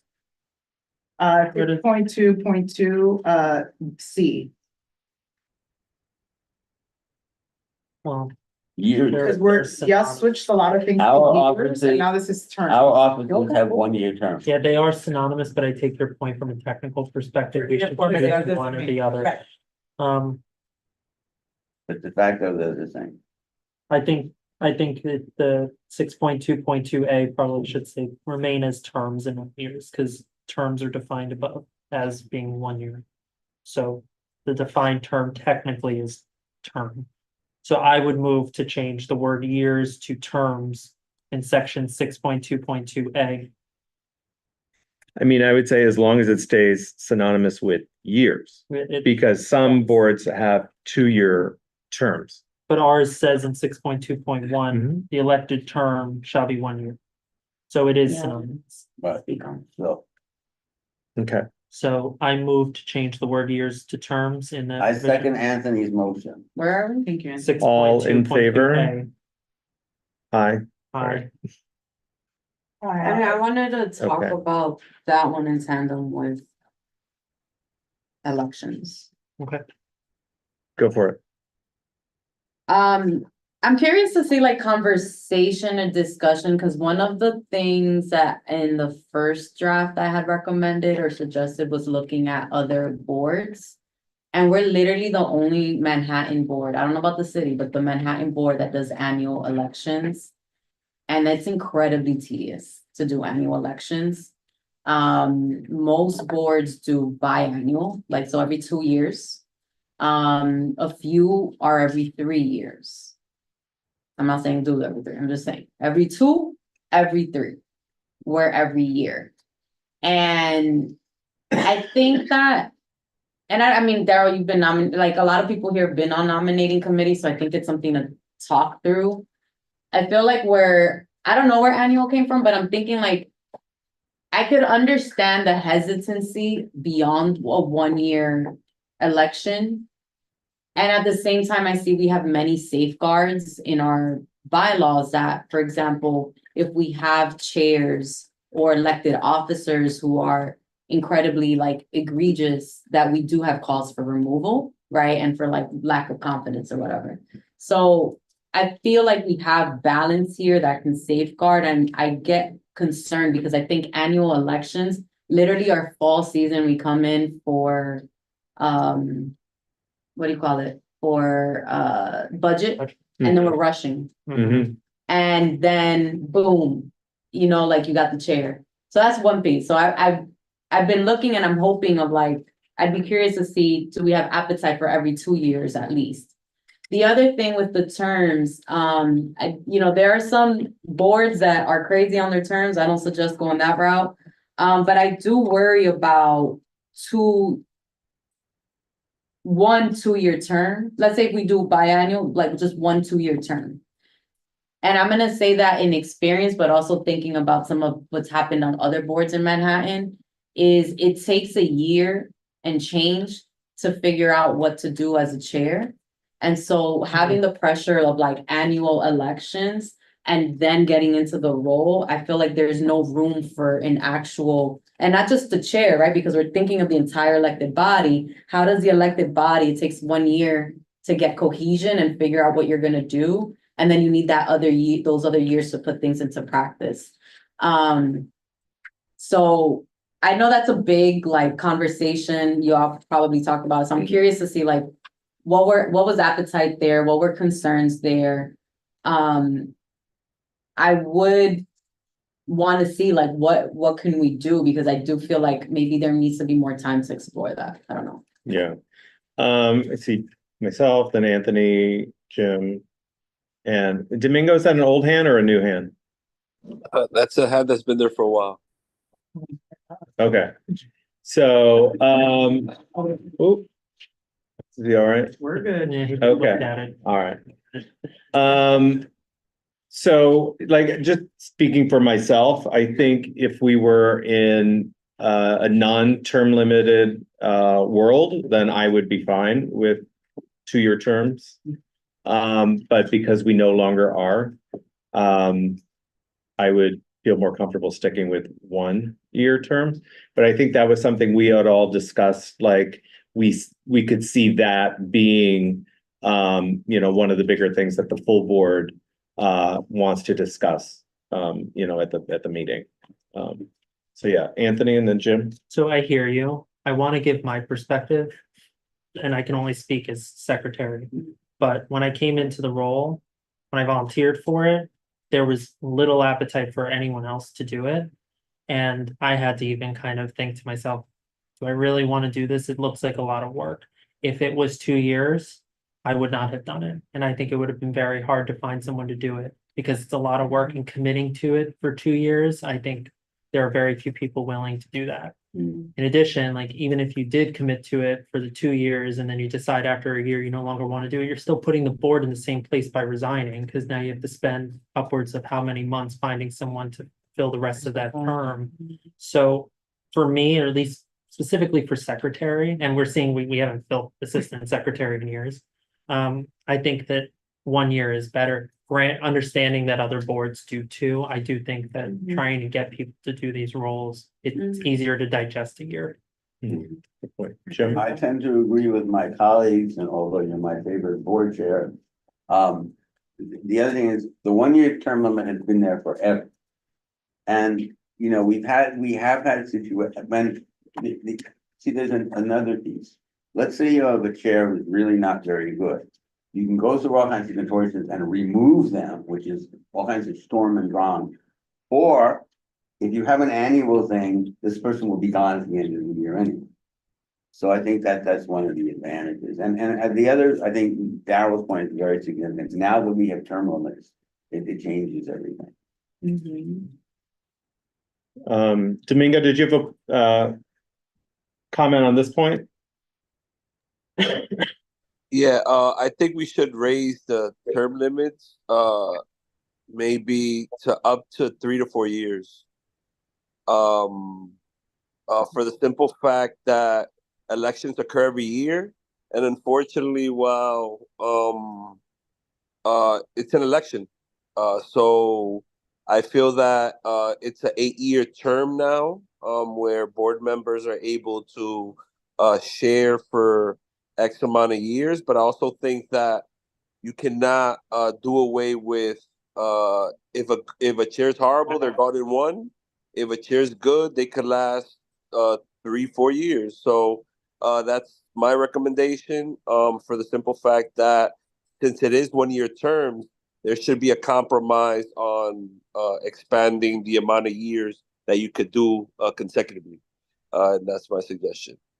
It looks like the existing bylaws 3. Do we remember why we reduced it from not termed amount of term, but limits? Could you speak up? It's Because of term limits. It says the chairperson shall serve no more than 3 consecutive terms. That looks like that was the existing bylaws. That was the existing de facto bylaws, right? Yeah. So do we recall why we reduced it from 3 to 2? I don't. Because of the For term term limit. So you'd be, it's 8 years, so then 7 years. Oh, So you figure if you have a new You board, would be 3 out of the 7 years. we mean the member Right. term limits. the, Right. each member is serving 10 years. No, Right, 8. 8 years. So that means, For all members? Yeah. Yeah, sorry, let's give context for Norfolk. Yeah. So now, as of whatever year, they changed term limits, so that'll really take effect in 2027. Or it'll affect people, it'll affect the first wave of people in 2027. So now it's that you can do 2-year terms of up to 4 consecutive, so meaning the maximum you could do back to back is 8 years. So if I'm on 2020, you can stay till 2028. So you could then leave for 2 years and then reapply and You rejoin could the leave for board? 1 year No and come kidding. back. Yeah. Oh. So you just have to leave. Let's say somebody loves the board so much, they want to come back and do another 8, they could do that. Oh. But it's a max period of 8 years consecutive. So then in our board, right, you have to serve a full calendar before you run for anything. So it would be 7 that you would be able Right. to begin, like if in good standing, you know? So, ideally you have a bunch of people that may be kind of clamoring for leadership, on the board. And if that's the case, and with the term limits, you're talking about if someone, say it's a 3-year term limit, then you really get 2 people or 3 chairs in the lifetime of your service. Well, but then You we know. also use the term consecutive, so in theory, if you termed out, you can leave and come back into the chair position as well, Yeah, as long as they're not. there are consecutive. caveats to that, but yes. Right, that's Yeah. never happened, but that's basically It's allowed. the way we understand it. Didn't, what was her name with a P? Was it Pamela? Oh, she may, Didn't she do that? Like, did she come back? I don't remember. oh, like leave fully the board, come back. Oh, that'd No. be interesting. Or not be chair and then come back Yeah. as chair. Yeah. Oh, okay. I thought you meant like leave from chair and then go back to be chair, because I feel like Yeah. she was a person who did that like multiple times. I don't. I don't know. You have a question? Since we're talking about term limits for 6.2.3, when we're talking about committee chairpersons, that they can't serve beyond 3 consecutive years if the reappointment is confirmed by the board. This is brand new. Yeah, that Right. part. Yeah. Big one. So can we, Yeah. I just want to talk about this. So what does this mean, like confirmed by the board? Like when this person is up for 3 years? Also, is there a thing in here where it says this is in effect when, as soon as we vote it? Yeah. Yeah. Okay. So this reappointment is confirmed by the board. Is that someone, I'm just trying to figure out how that logistically would work. Like someone would track You- after 3 years. You guys will put it up on the agenda and be like, this person has been here for 3 years. And we are voting them in again? Yeah. Yeah? Yeah, But well, the it's committee- basically so the because committee there's chairs- no one is expressing interest to run. That's kind of why. No, Oh, but it says committee before that. chairperson. It's committee, Chair. it's Yeah, committee that's right. Oh. chairperson. But I'm committee sorry. chairperson's appointed by the chair. so- Right, but you. Oh, yes, you- yes, yes. The point is, you Committee- that would be able section, to sorry. appoint the same person more than 3 times. This puts a Yes. limit on that power. But then unless it's okay, so it is up for a vote. Cause Right, it and says that would be if done the by a reappointment vote. is confirmed by the board. Right, I got feelings here, y'all. well, we're always interested. Well, yeah, one- I love the idea. No, I love the idea because I think, People gotta switch. we need to switch, and it's challenging sometimes to switch. And now with term limits, and I don't mean to dominate, I want people to speak up. I feel like with term limits, like there have to be more switches. I will state that not every person can do the job of a committee chair, right? You gotta be a good meeting facilitator. You gotta make space. We've had folks who have not been that, and that's been a challenge. So then what if I'm interested and nobody wants to be on my committee because I said I want to be chair? Do you know what I'm saying? Like, that's the part where that pops up for me of like, there might be individuals who just don't have the time, the strengths of, or And- skill set to yeah. be committee chairs. And I worry about that. I will say. With a wish. I will say the other thing too that has come up, and I think it's okay to name him. No offense to anybody else who's chair here. In this conversation about committee chair term limits, Wayne Benjamin's name came up a lot. He is an issue expert on land use. He's been doing it a long time, blah, blah, blah. But at the end of the day, just because you're an expert on the issue doesn't mean you have to be chair. Maybe you can be a very engaged committee member, right? Or maybe there are a lot of people that are issue experts that don't have time to try to seek out presentations by city agencies or don't have time to take attendance, something like that. So I just like want to get that in people's minds too. Before you go, did you, you haven't spoken yet? Can you? Oh, okay. Okay, all right. Go ahead. I just want, so then to, well, let me, ahead. just the old point. Oh. I think that the issue that you sort of brought up is not a problem because let's again use Wayne, for example, because he's been a truly excellent chair of the land use committee because of his expertise. If Catherine in the new regime wants to appoint him to a 4th term, she just needs the board to approve, and then you can appoint him to a 4th term and a 5th term. And if the board somehow decides they want someone new, then you would have to appoint someone else. But you would have, you know, all would, you know, the only requirement is the board would have to agree, because again, ideally, and this has been one of our principles over the years, we want to give leadership, make leadership available to as many people as possible, not just for their own benefit, but for our collective benefit. If they want to do it, you can't order someone to be a chair. Well, ain't gonna happen with me, that's for sure. That was Well my said. same point, Right. that here, I think this is encompassed, it says, you know, it already says if no one else wants to do it. You know, it shall be reaffirmed annually unless somebody else, so you'll just have to keep reaffirming them or reappointing them. But then or- if the somebody, and it's all Domingo has that, if the somebody else is an individual who, and I'm trying to think of like worst case scenarios, right? Like not best case scenarios. Yeah. Is an individual Okay. who probably should not be a committee chair, right? But I wanna be it, cause I wanna be the committee But how chair. do you know that they? Then what probably shouldn't be? happens? That you have to push us for a vote? Is what I'm thinking. How would you know that this person shouldn't be? Oh, you know. We got. Oh, I'm gonna You know. encourage CB. Sorry, I'm- No, and I know we on Zoom, we live, we're gonna be on Yeah. YouTube. And this is all in press, right? So like in the press, so you can look at other boards as examples, not just our board, like CB5, for example, was in the press for months this year. Right? And there are other boards in the city that have had a lot of conflict, right? So I'm trying to think about, you know, worst case, even though, you know, we're not experiencing that. We have a very healthy board currently, but we don't know, right? If there is the case of an individual who's just like, I want that role, right? Or, yeah, Well, people are voting no, and everyone can say why that person shouldn't be. I don't know. And it's a, And part of me is also like, why does that have to be in the bylaws and not just like, we leave it kind of a little.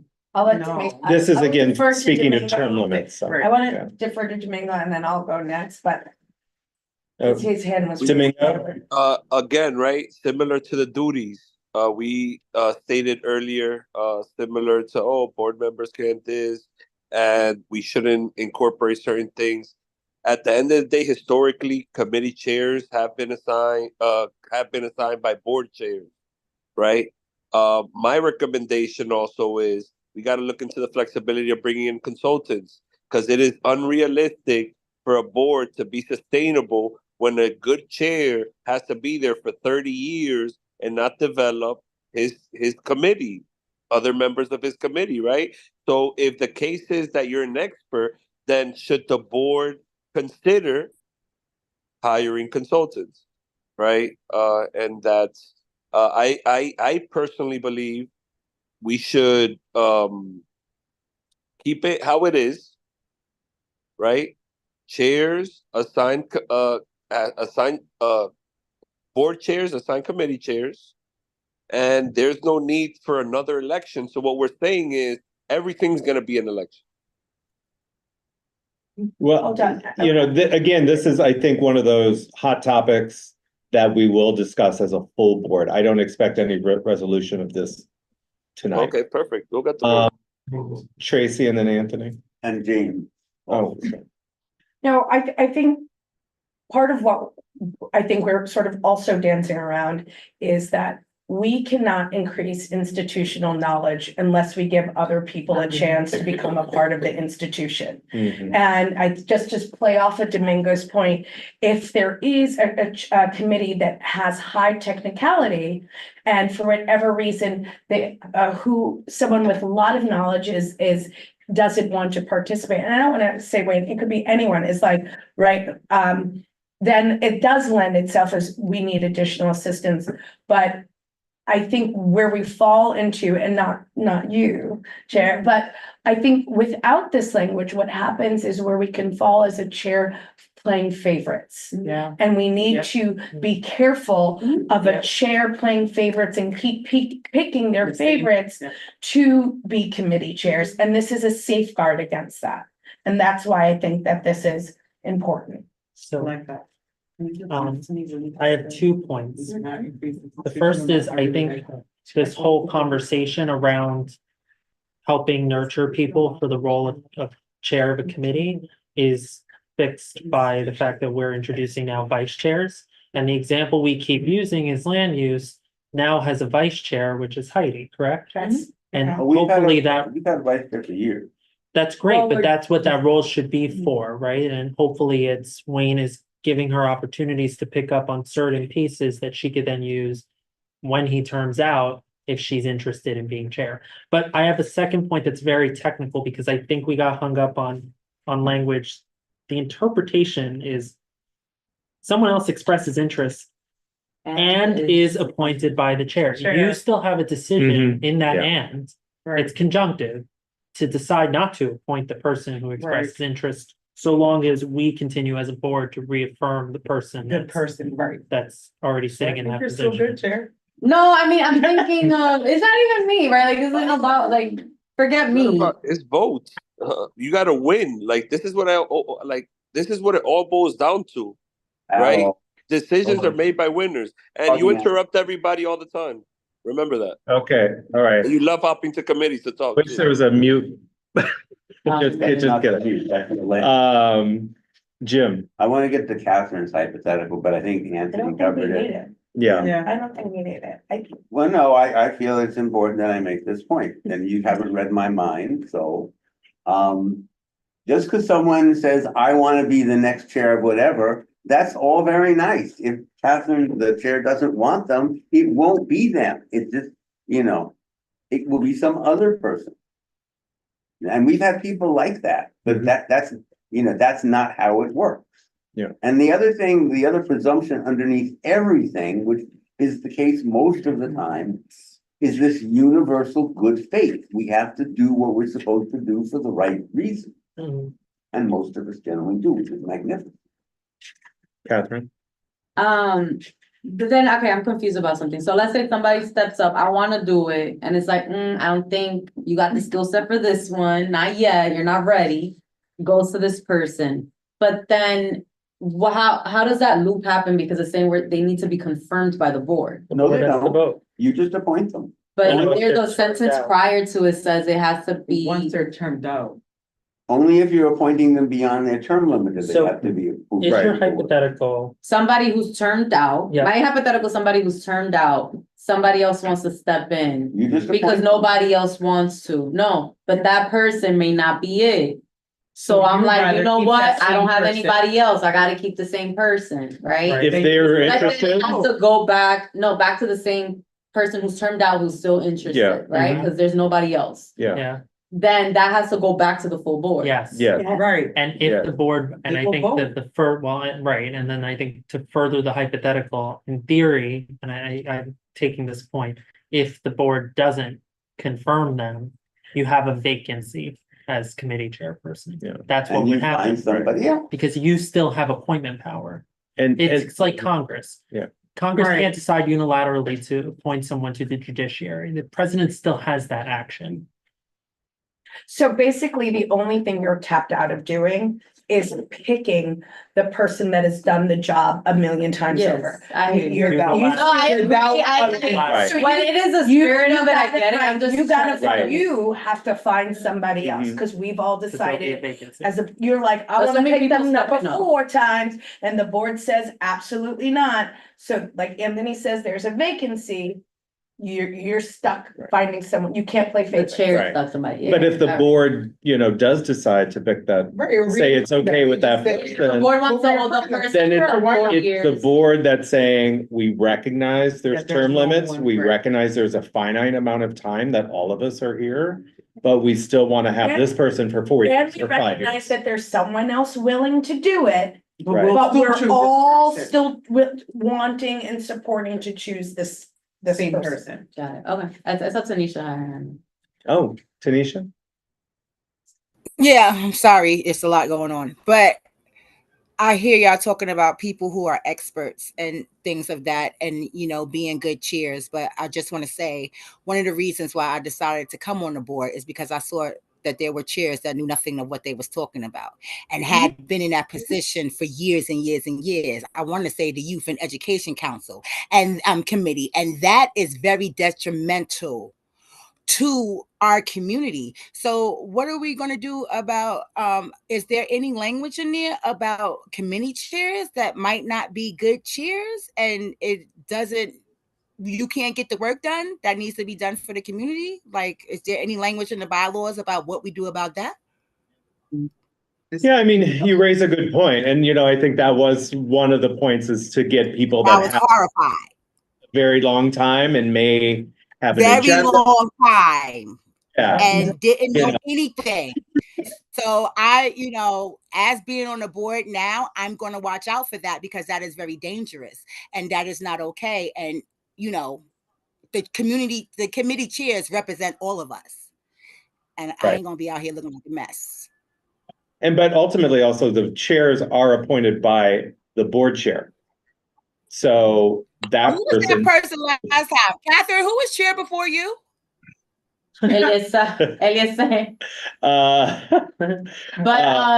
yeah. Sorry, I don't remember. Go ahead, Carmen. I just wanted to say, I think that this discussion warrants 2 meetings. I would just suggest, this is just me suggesting, that we have another meeting of this discussion, because I don't think people are gonna, at the board, I'm voting on it on Tuesday. I don't know. I feel like, sure, it was people's responsibility to show up. We've got sufficient notification for people to discuss, but I don't know that just one session is sufficient time to discuss. These are bylaws and they're gonna be in there for a while. I feel like it merits another discussion. But I guess when I just keep it above, and this is not to you, this is just in general, is that we have poured over this for a year and a half. I get it. And there's something to sort of be like, yo, I skimmed this one word, this don't rock with me. And I'm a little bit like, did you read through the whole thing? Did you see that A has to B, then to C? And also, to be fair, that is our role to explain back to the board. But it's supposed to be dense and it's supposed to be sat with in depth before. So this is not saying we shouldn't, but I am saying that there is a. I would say, hold on, everybody. I would say also, like any other resolution, we trust the committee that resolution comes out of, oftentimes. To an extent. But moving on from that topic, I did want to go, I think Pete. I have my hand up. I understand that. And we don't move on. No, it's my prerogative as chair. No, it isn't. It's this committee's prerogative. What is this about? About what she was just talking about. The point is, we want the bylaws to go into effect in October so we can use them for the election. And if we delay the process, and again, if there are faults that stay in the bylaws, we can fix them within a couple of months. Okay. Yeah. That's a good point. I think there were I have my people. hand up. I see that. I'm talking, yeah. I think people had specific sections and verbiage they wanted to talk about. Let's hear from Steve hasn't talked in a while, and you may have had a short list. Let's not go over the whole list you had right now, but at least give us your top 3 highlights and then we can go to somebody else. Well, maybe I could just quickly run through them. With respect to the treasurer, I'd like to see some beefed up language that not the treasurer is not simply consulting on the budget, but is reviewing expenditures and is not. And I don't like the idea that we say they should report periodically to the board. I think they Can you mention a section? I'm sorry. 7.7. Thank you. I think it should be it should be on there should be a regular process by which we get quarterly reports on the budget. We should get regular updates, and I think this is one of the failings of the board in the past is that we haven't paid enough attention to our own office budget, and we don't have a decent enough handle on how our money is being spent. And then we wait until the end of the year to find out that we may have a surplus, and then we rush to spend it and frankly oftentimes waste it on crazy things. So I want to see better language spelling out the responsibilities of the treasurer. And Steve, I'd like to. I'm going to ask you, what is that language? I mean, this is the meeting we're in. You need to have the language. Well, my the concept of a plan has already been laid out. Sorry. Okay, well, But if you Excuse, specific, excuse yeah. me, let me finish. In 7.7.1, I would say to assist in the preparation of the board budget and to review all expenditures. And in 7.7.2, I would say to report quarterly to the full board and to the executive committee on the status of our of the annual budget. Wait, Steve, we can't hear you. Hold on, Pause, hold we on, can't- Steve. Mute by accident. There we go. That's just Say you something. talk. I don't know. Maybe hold it down. I was trying to turn down the volume. Yeah. No, Don't- it doesn't appear. Yeah, it's on. Oh, did it mute him? No. You? Steve, say something. Someone say something. My next item, can you hear me now? Hello? That looks like mute, but it's not. There we Wait, go. say something, Steve. Can you hear me now? Hello? No, it's it might be the cable. Hello? Oh, you turn it's off. I did. It's the cable at the bottom that might have been tapped because I think. I hear you, Steven. Hello? Okay, Sweet all right, chair. don't touch anything. You left off on Yeah, Steve, go ahead. you left off on 7.7.2 to report, but then you got cut off. Well, to report quarterly to the full board and executive committee on the status of the annual budget.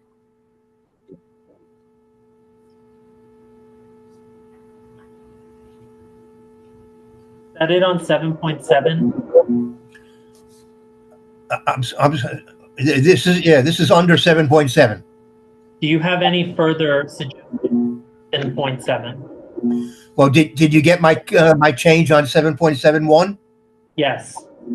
All right, so To review all expenditures of the sentence. yes. Okay, I move to adopt these suggestions.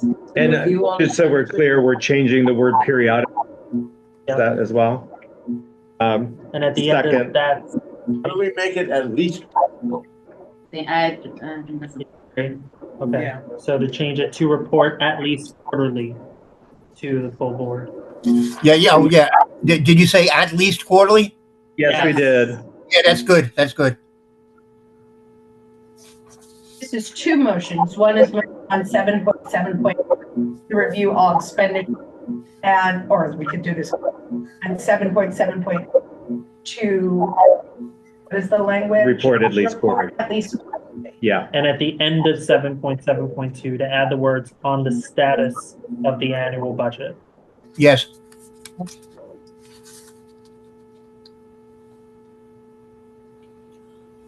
All right. Or like status of the budget that they're currently.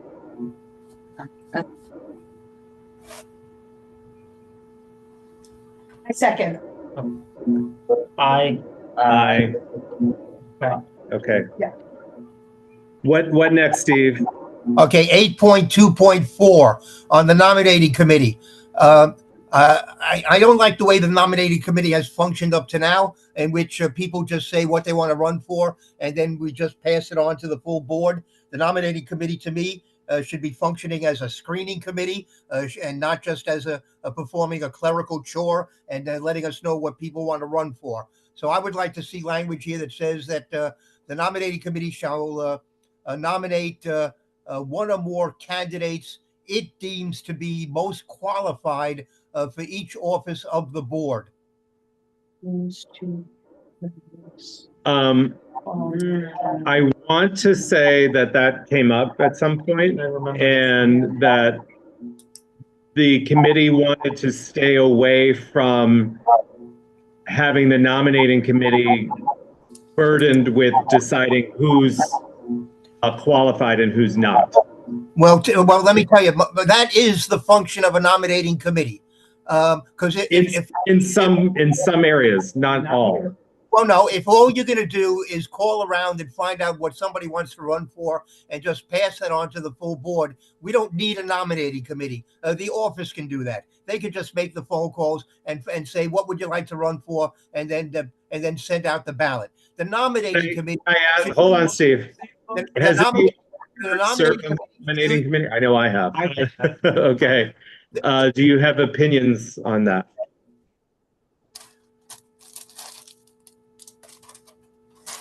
Jim? Steve has a significant point in that in organizations, most non-governmental organizations, remember, we are city government, like the Parents Association of TS 187. They have a nominating committee and they want, and often problematical. We are the government that is considered who will be is put itself at want the nominating committee. The other thing, when you ask them in a governmental setting, you ask the nominating committee, you ask you for trouble. Anthony and Tracy? We also did, we maintained language that says that the members of the nominating 8.2 are confirming that interested in an office is ready to accept all the duties. I think that is a screening. No. Why it's an objective one, because you may have someone who presents themselves as, but when they actually learn what the duty role is, they lose interest.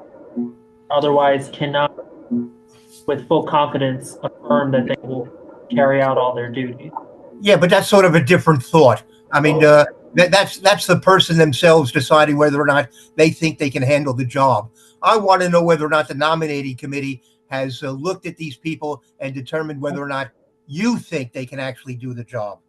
How do we know we're qualified? I mean, my understanding is that the nominating committee here has never been that type of nominating committee. No, you're Tracy, wrong. In the past, that is the function it performed. Okay, Tracy? I think, again, I hear what you're saying, Steve, but I think what happens is that now we get dangerous into sort of playing intellectual games. We get dangerous into playing certain sort of classist games about what we believe is proper sufficiency to do a particular role. And again, like, I hear you in terms of like, maybe part of the nominating committee, like, I think I hear what you're saying. I guess where I'm at is I fundamentally disagree, because I think it'll become a classist intellectual hierarchy. And the whole point of this is that anybody really should be able to fulfill the role, learn the role, and go about it. Because that's the part of public people part in their government. Anybody can be nominated from the floor. The nominating committee does not preclude anybody else from being able to run for an office. It is not. It is not a classist system. I mean, I find that to be ridiculous. I wasn't, but am I allowed to, in terms of Robert's rules, just to respond? I think the issue is that when you're asking the committee to make determinations about who is better to do a particular job, yes, that's when, right, and I'm sort of a little bit like, that's where we begin to get dangerous and play favorites, and that's where to come into play. So that is the function. Steve, hold on. Actually, I was going to allude to what Tracy said, but I'm not gonna repeat it because she said it better than I could. Okay. And I agree with her. What I would add too is that at the end of the day, the board will still have to vote. So like, if you don't want to vote, then just don't vote. Yeah. I don't understand. So what are the defined duties of the nominating committee? I'm just. They're in the bylaws, I believe. And yeah, you just put someone forward without any criteria. They just see who's who's eligible and who wants to run, like expressing what all the offices are, what those roles are, who wants to run for it. They ask them like, what are why do they want to run? I mean, all the candidates will give a run. Right. Yeah. When they And become also, candidates. like, to this issue, I would say any person appointed to the board is inherently qualified. That's just my opinion. Catherine, and then Jim. I feel like some of what Steve's bringing up. For like a lot. You let Steve ask 7 questions. I try to keep it to 1 question per time I speak. So you tell me if there's any flaws or favoritism demonstrated right now. Okay. Well, Domingo, you had spoken before, but this is Steve's time really speaking. But let's finish the issue first, and then we can get back to you if you have more time. Jim? I just want to make sure, since I heard something when I came in, one of the things that is now in the bylaws and must stay that way is if you're on the nominating committee at all, you then cannot run for office that season. That's true. Right. Yes. Okay. I want to make sure that that's a key. So, Steve, that was your second one. You get one more, and then we'll go to Domingo. Oh, sorry. Brought up on nominating committee is that it's practices. So last year, for example, there were very clear defined what it means to be that specific questions. It's all about just building what are the practices. It doesn't have to be in the bylaws because that's just change with time. So I think, to see whatever you feel like they need to kind of ask more of candidates so that it can be presented to the board or people who nominate the board, then that's just a set of practices, right? Mm-hmm. Steve, did you have one more point now?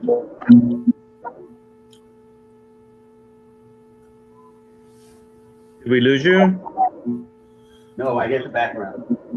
Yeah, we hear your background noise, but we don't hear you. Who is that to me? Yeah, that's to you, Steve. Go ahead. You have one more point for now? Well, I got 2 or 3 others, but the next one is 10.8.7.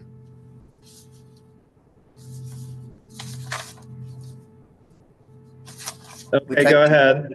Okay, I believe there should be a provision that says that all resolutions to be voted on by the board must be in writing, unless there's an emergency situation, in which case this provision can be waived by unanimous consent. 10.8.7. That's a new one. Anyway. Are you proposing a new one? Yes.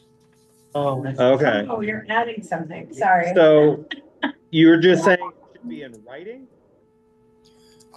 Yes, any resolution voted on by the full board should be in writing. We have had a situation in the past where somebody comes up with a resolution at a general board meeting, says we should vote on it, and it's not, and we have nothing in front of us. There's nothing I don't know what I'm voting on. It should be in writing.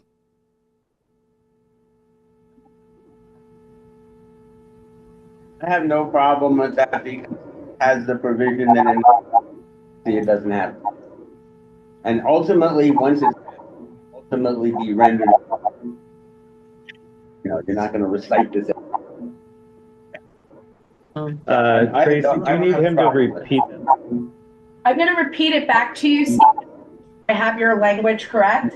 So you're saying to add a new provision, 10.8.7, and the language would be any resolution voted on by the full board should be in writing. Is that the correct what you want if it's adopted? Did I get it right? I added a proviso that except in an emergency situation, this provision can be waived by unanimous consent.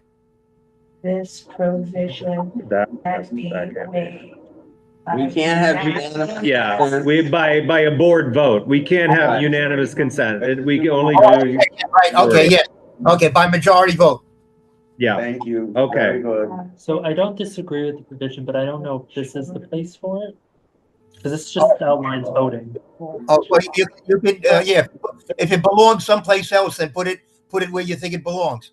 Okay, why don't we accept it if that's what we want to do, and then Anthony will So put it where it belongs. Okay, Okay, so, I'll make the motion. I second. All in favor? Aye, I'm opposed. you are. Yes. All right, Okay. so that means it failed. It fails, because we're doing unanimous consent here. So then that'll go to the full board, which we can't do, Well, the bylaws task force can do it. but yeah, we can do it. We haven't had a meeting in person either, so. I'm actually not opposed to this in principle, but I am opposed to just randomly sticking this in and not knowing where we're putting it. I think, So- so if I can. Yeah, and if Anthony can answer that now, then maybe we can. So get to- yeah, while you find that, we don't have to hold the I time. know what it is. Oh, okay, So the bottom of 10.7 is probably a more appropriate place because that definition, title of that section is quorum functions of the board. I believe this would be a written resolution. I would move to it as a 10.7.3, 7.3. yes. Okay, Okay, so you would want to make this provision 10.7.3 yeah, instead 8.7. Does someone want to? I make the motion. And Darrell makes the motion. Second. All in Second. favor? Aye. Okay. There we go. Steve, can you mute? All right, if I have, if I have We'll a get chance, I have 2.5 other items. Okay, okay, yeah, just mute yourself because there's a lot of background noise. Thank you. Domingo, did you have a few points you wanted to mention?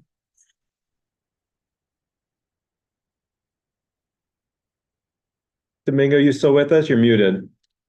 It sounded like he was inside of Washington. Yeah, I don't know what that is. That's crazy. He doesn't drive. Are we still, what's our time? It's Wait. Yeah, it's after 9. Oh, okay. Domingo? Oh, good night, James. Thank you. Well, people should have read, I guess. So Can I move to? You wanna go to public that one? section, which is 10.5. I think the big piece here that I think warrant, yeah, 10.5 on page 35. I think the big piece here that warrants discussion is this text. Right. Do you hear me? Oh, yeah. yeah, All right, cool. So perfect. I had, how many points am I allowed, Daryl? 7, 8? 3 for now. Just We making can come back.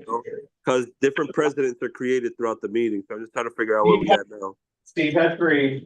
All right, so the first one, the language I would like to modify in the chair, because I do agree that there should be some checks and balances, but I don't think those checks and balances should come from neither the board as a whole or the chair. I think it should come from the committee because that's where the work is being done. And there should be a process created where the committee, if the majority of the committee, and I could send that language shortly, agrees with this chair not being effective enough to be able to fulfill this duty, then that's what needs to be rectified by the community board as a whole. You know what I'm trying to say? Not develop. Yeah, go ahead. You were gonna say something? Oh, no, we're all just nodding and listening, sorry. Okay, cool. So I think the process should begin with the committee, not with the board as a whole or people's interests. Because where the work is being done is where people should be able to provide their input, suggestions, and if a change of leadership is needed. That's one, and I'll send the language shortly for that. The modification also. Yeah, 6.2.3. Domingo, just before you move on from that, so I understand. So I guess my initial rebuttal to you was, well, the committee consists of members that were appointed by the chairperson, so it's still the chairperson, but you're saying in response to that, the board ultimately decides who is chairperson, so that is the ultimate check on that power? Correct. Unless there's another system that recognizes who the chair of the board is. No, it should be the board. Exactly. So the board is who recognizes the chair. So just to repeat for folks in the room, We're And at I sent the 6.2.4. modification Okay, as thank as a chat. Can you email it to, we'll give you the emails. Well, So could I Sorry. read it? The committee chairperson shall serve, cause it's on term, I feel like what we need to get it for chairs is terms, right? And that terms are renewable, because people are on the assumption of you could be a chair forever. A chair term, a committee chair term is 1 year. Or am I mistaken? You get there reappointed is every technically year. no term of a committee. You reappoint a committee No, chairperson every year? I feel like technically it's not a term, but when you're where's the old appointment language? I think it's like annual appointments, no? Yes. Yeah.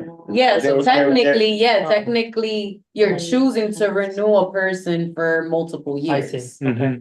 Either based on interest or lack of interest. Yeah, I would like to comment further also. I think Domingo has a good point.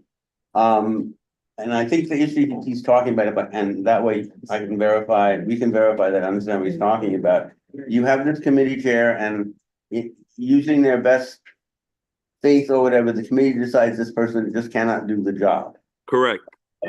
Now, although we could create a whole formal mechanism for this, what generally happens when this occurs, and it has happened in the past, is the committee as individuals or as a group complains to the chairperson of the board, and the chairperson of the board picks someone else. Well, I disagree with you, because as somebody that has had lived experience with that, well, the favoritism comes into play now, right?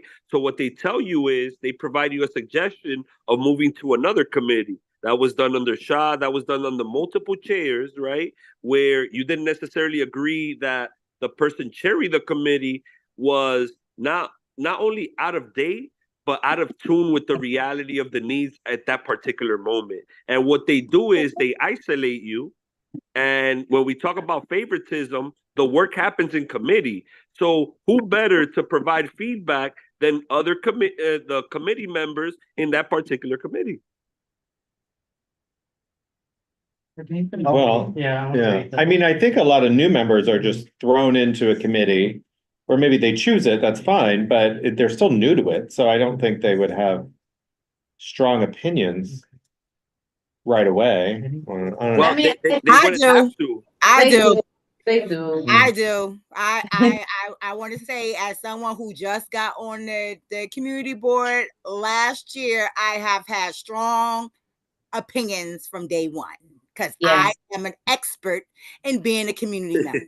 So let's make sure that we're not, one size in all, because I'm an expert in everything, honey. Yeah. Can I add? I'll add just like from experience, I think to what I'm taking away that I like here is that it creates another mechanism for feedback. Because so what you're saying, Jim, not everyone voices that.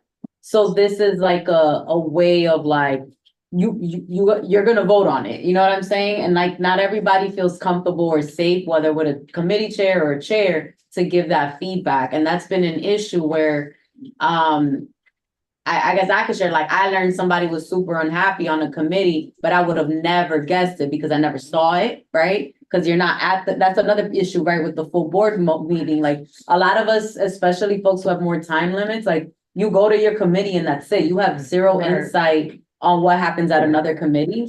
And so I think that's kind of the challenge in the existing language, and that you wouldn't really know those in and outs, and not, again, like, not everybody feels comfortable enough, or sometimes people dismiss things of like, well, I don't care enough, so whatever, let the person, to your point, run the whole meeting and I just come and vote and that's it.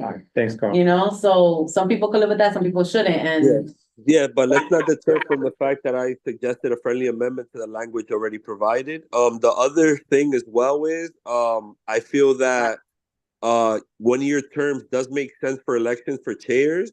But I would increase it from 2 to 3 years, just for the simple fact that, as somebody who did student government, the first year is a complete blur, right? You start mastering policy and moving stuff forward, your second and then you're mastering your third year. and I feel like the board shouldn't be stripped from competent leaders. And that's why I also suggest a modification that instead of two 1-year terms, doing up to 3 or up to 4. Whatever the compromise is whatever. But I feel like in 2 years, you still got somebody who's pretty trying to figure it out. And the 3rd year and 4th year is usually where a lot of stuff begins to unfold. So those are my 2 recommendations for changes. Can we go, so can we vote on the first one? And I have 20 more, but I'm gonna respect everybody's time. I would, I'm sorry, Jim, you were first. Well, I have a comment, on what I see on the screen. In fact, the last, everything after the comment. The issue that Domingo brings up is having a committee chair who ultimately the committee determines is not doing a good job. Now, what has always been the case on this board, and in the bylaws will continue that, is the chair appoints not only the members of the committee, but decides which member of the committee should be the chair of the committee. Many organizations, the chair appoints the committee, and then the committee decides which of them should be the chairperson. Right. Now, I would have no problem with that. So that would essentially, That's a major change. yeah. No, but we have that in here. No, we don't. We talked about consulting, that the chair should consult with the board chair should consult with the committee chair on committee membership. That's not what we're talking about. We're talking about the committee electing its chair rather than the board. Oh, that's a whole new. Exactly, but that's inherent in what Domingo's talking about too. But what's wrong with what he's saying as is? Why are you opposed to that? Yes. Yes. And why is that? That wasn't. So we can take it to the board vote. It's okay. It's all right. We'll take it to the board vote. We'll win it there. Oh, sorry. So I mean, I'll say for me, where it says unless a majority of the committee members elect a new chairperson, like taking away the chairmanship, away from the board chair, that is a fundamental difference in our bylaws. I just So, wanted to hear. yeah. That's actually a good point. The point is that what we do now, and there's a problem which Domingo has alluded to and other people have alluded to, of generally speaking, bad faith and specifically favoritism. Now, ideally, that should not exist on a community board. Certainly when I was chair, that did not exist. There were other problems. Well, you weren't there. You weren't even born yet, in fact. Were you born in 1985? No, I probably wouldn't have been able to join the board. Right, as a fetus or no embryos. whatever. So the point is that if the board is functioning properly, not only will the committee see that the chair is not doing a good job, the board chair will see that as well. And then the board chair presumably will replace this committee chair. And what I would sort of as a half step in the direction that Domingo likes, and maybe we'll end up compromising on this. We should allow a provision vaguely analogous to a committee producing a vote of no confidence in their chair. And that would sort of make the board chairperson at least attend to the matter. Informed, right, I like Yeah, I that. like that. But it's still, but the final power rests still with the chairperson. Right, that's the way it's I agree. traditionally been. Are you to clarify, are you suggesting that happen after here, or are we saying that can happen at any point? Well, let's say the chairperson just starts drooling and that's the end of them, So So where would that be in here? that I don't know. Okay. It was just, But to have like a vote of no confidence by the committee membership of the committee chair.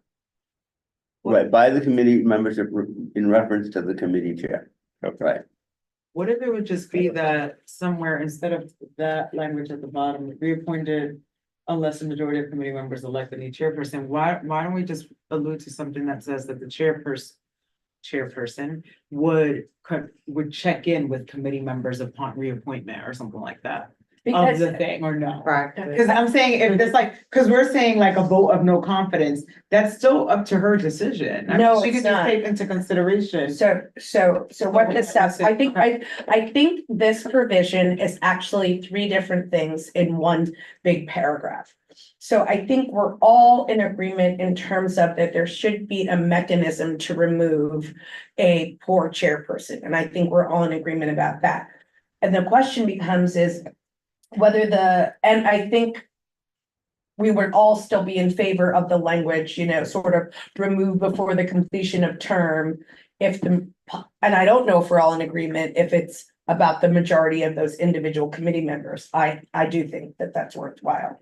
I think where we have this language through established process, maybe we could change that language to vote of no confidence, right? So we're now saying what the established process is, so the language reads, a majority of the committee members, via vote of no confidence, through the established process of a vote of no confidence. It deemed necessary, oh my God, I'm sorry. And then I think where my major issue is about like the last sentence. And I think maybe even if we remove the last sentence or make it into a different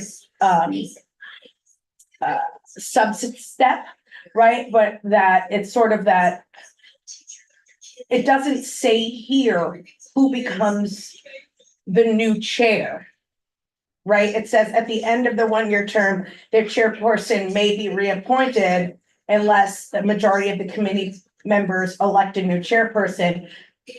This is more for committees, by the way. This is not No, for. I'm with you, but I guess my point is one, if this vote of no confidence happens, it's not clear here, does the chairman of the board, like what I did there, appoint the new chair? Before, right? You also need that last sentence if you already have a vote of no confidence. So that's what I'm saying. It's not necessarily the spirit of this, but that this needs to be just workshopped a little bit. I mean, I would say, a few things too, is that we can't have super majorities for any votes. So when you're talking about a vote of no confidence, you're talking about a simple majority of the board.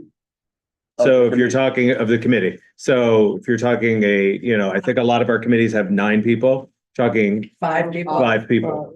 They're all between 5. I mean, sometimes they could be 11 I've seen, but they're just odd numbers. That's all. Yeah. Like I said, all I was trying to share was the essence of an idea. I'm willing to take it wherever y'all want. It's just, if we're going to truly create checks and balances, we're forgetting the most important people, which are the committees that have to deal with mediocrity. You know what I'm trying to say? So if you're going to talk about this not working, who knows better that it's not working than the committee? Right. But also in practice, the committee chair should be talking to the board chair about this.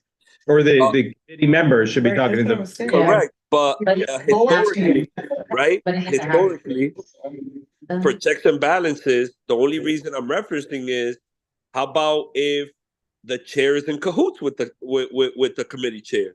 So what we're saying now is we're bringing it up to the board that, hey, this committee had a vote of no confidence. What is going to be done? Because historically, nothing's ever done. So, Jim, while I hear you and I appreciate the kind words, I've never seen it done with somebody who's in cahoots with a chair. And let's keep it real. That's how you got people here who were here 10, 15, 30 years as chairs of committees. Like, come on now.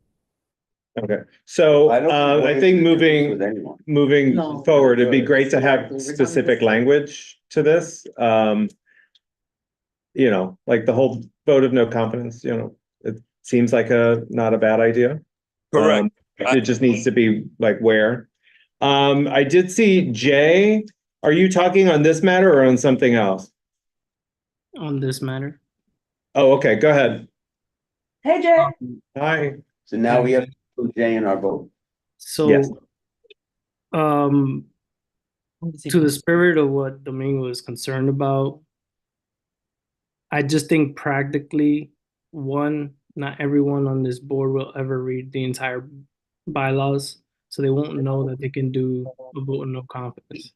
So I think a way to get there is to require, I mean, the chair's gonna hate me for saying this, but, you know, because the chair has all the power here, right? That's the point. Like, you're the chairperson, you appoint the chairs for the committees.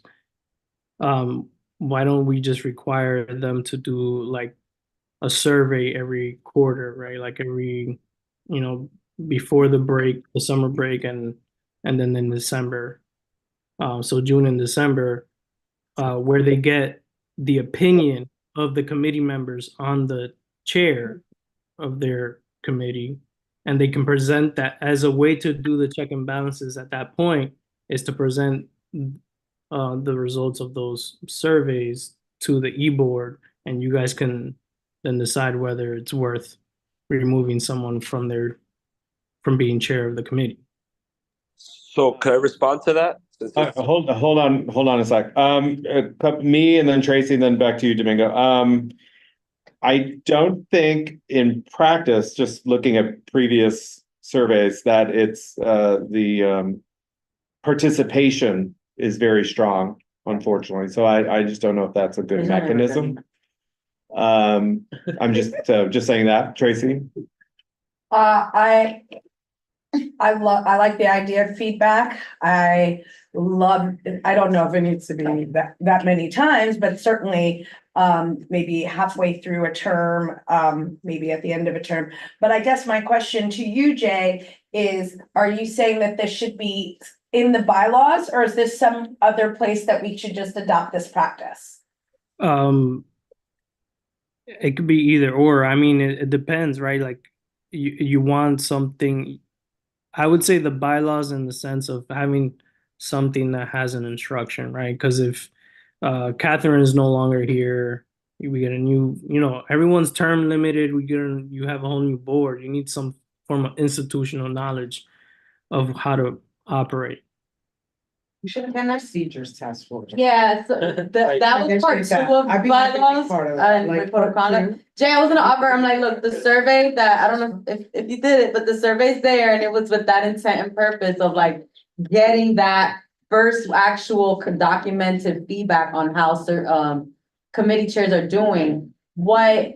The only like hesitancy I have in putting it in the bylaws is because we're just starting and it's more of a practice and not anything institutionalized in any community board, right? Like, and I was actually talking about that this morning at Borough Board. Second to that, I feel like it's something we can hold on to and not necessarily cement here and explore down the road, because I actually think that the survey, while it's very specific to CB12, is very general. And MVPO and all the borough presidents should actually be doing surveys, not just us on our own, right? Like the baseline should be their office.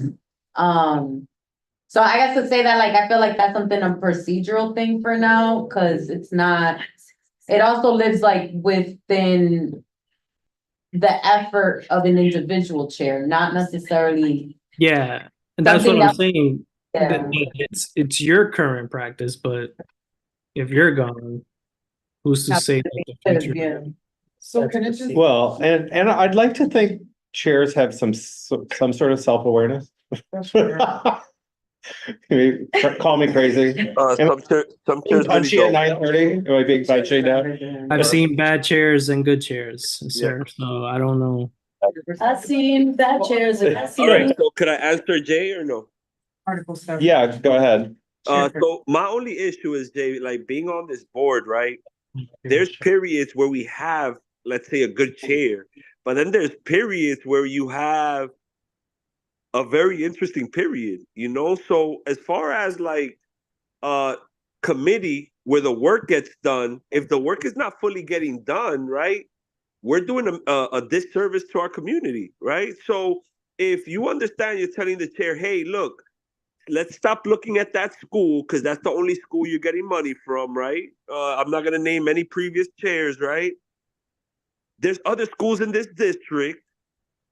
Let's advocate for everybody, right? So what I want to say is, let's just make sure that the committee is able to support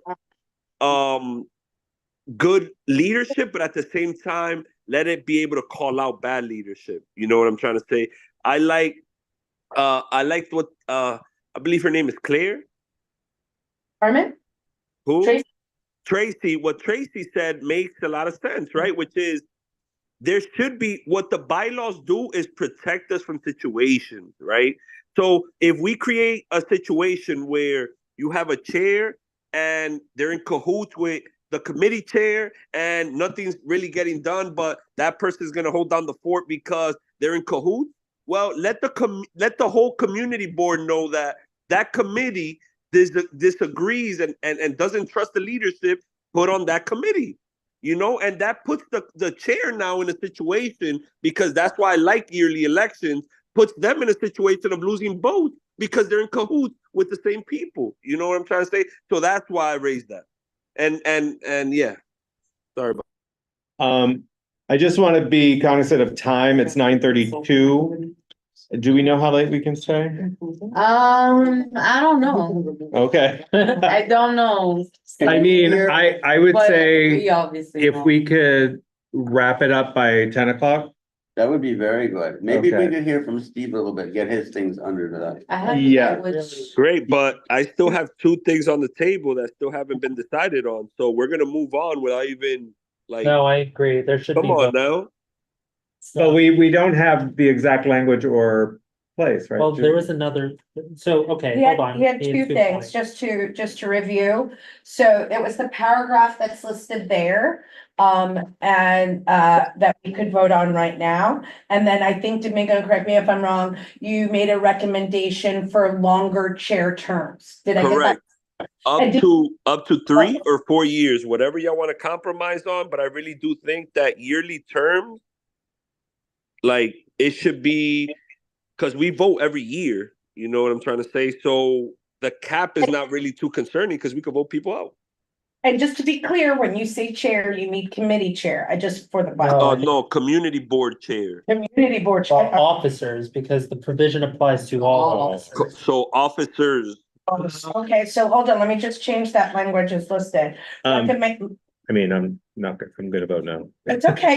I Just know that, right? and that's okay. Okay. We'll win on Yeah. the board. But I could still present this on the board, right? Next week. We'll Yes, win there. I just want to be clear exactly, what we would be voting on. So Domingo, are you saying for chairs, or we want to say recommendation for longer officer I term? was just trying to be a good colleague and come to this meeting, right? That happens, I guess, every 6 months. And for something that's been taking 2 years and not take up that much time next week, but the board vote. No. Yeah, I mean, part of the reason we did this was term limits, so it kind of goes against the notion of term limits, so. Well, you can't necessarily dictate what the priority for bylaws are when we had such old bylaws. So if that was your personal take into it, that's on you. I'm gonna move for both instances. So I move for 6.2.2 Point two. to be changed from currently a limit of 2 years or 2 terms to 3 terms. Does anyone second For that the board motion? chair. For all elected officers? Why is it only that? So wait, Because this is all, we're on officers of the board, it's term of office, 6.2.2 under our proposal, which the bylaws task force has already approved, changed it to be 2 consecutive terms as your term limit for all elected officers. My motion is to change 2 consecutive terms to 3 consecutive terms. Does someone on the task force want to second that motion? I second it. All right, all in favor? Aye. Hold on, I just wanted that Jim seconded. And Jay Baez, you have to vote on this. And Yeah. Just for clarification, What I'm reading says 2 consecutive years, not terms. We Is that- We voted earlier. Earlier to Oh. change language from years to terms. Yeah. Sorry, Okay. Jay. So the vote is Anthony, I, Jim, Yes. Daryl, No. Tracy, yes. and Jay. How do you vote? Yes. So it fails because Yeah. of 1 no, 4 yeses. So Right. Cool. now I'm gonna make it, hang on, I'm gonna make a second motion for the sake of making sure all the proposals. I motion to change the same provision from 2 consecutive terms to 4 consecutive terms. Does someone second that motion? Okay, so the motion dies. So that's been tried. And I'll let Tracy has to catch up in a I'm minute. sorry. No, you don't. No, thank you for your service. Motion, no second, motion dies. Okay. So I think now we move on to the paragraph that's in the chat. Which is technically a draft because Tracy says some friendly amendments that I completely agree with. I was just typing on my phone to make sure I try to encapsulate as much as I could. So that's up to modifications. Which article are we talking about here? It would impact 6.2.3. It would change the entirety of 6.2.3 from the language we voted in already as a bylaws task force to this that Tracy has, excuse me. And I will read out the friendly amendments that I made. That's not listed up here. So 3.2.3, it says, the committee chairperson shall serve a term of 1 year and may serve no more than 3 consecutive terms. A committee chairperson may be removed before the completion of a term if a majority of committee members, through established process of a vote of no confidence, deem it necessary. Any removal must be confirmed by the board. Actually, I'm going to make a friendly amendment that says full board. Correct. And then it says at the end, and then here's my question to you. Is that, or do you want to keep that last sentence at the end of the 1 year term? Or do we want to? Effective immediately after, because I'm assuming it would trigger a vote of no confidence by the entire board. Would that trigger that? Or are we saying that we're going to notify the entire board? Because there's 2 ways to go about this, right? It could be communication to the entire board of we're having issues here, or it triggers something like what y'all were talking about of a vote. You get what I'm trying to say? That's why I'm trying to. Yeah, I'm gonna reflect back to you what I think you're saying. What you're saying here is there needs to be some sort of language that kicks this back to the board about that a processes needs to happen after the sentence of any removal must be confirmed by the full board, something like. Okay, so this is what I'm gonna say is, my suggestion is we don't vote on this right now and that you, I work together and then propose something, at the full board hearing. Completely agree. Completely agree. Can I just get some clarification? A vote of no confidence as what exactly? Tell the chair of the committee is not automatically elected from the, that's 1. 2, does the Turn your microphone off. Does it go to the vote then just go to the board chair for them to make a determination whether or not they will remove that chair?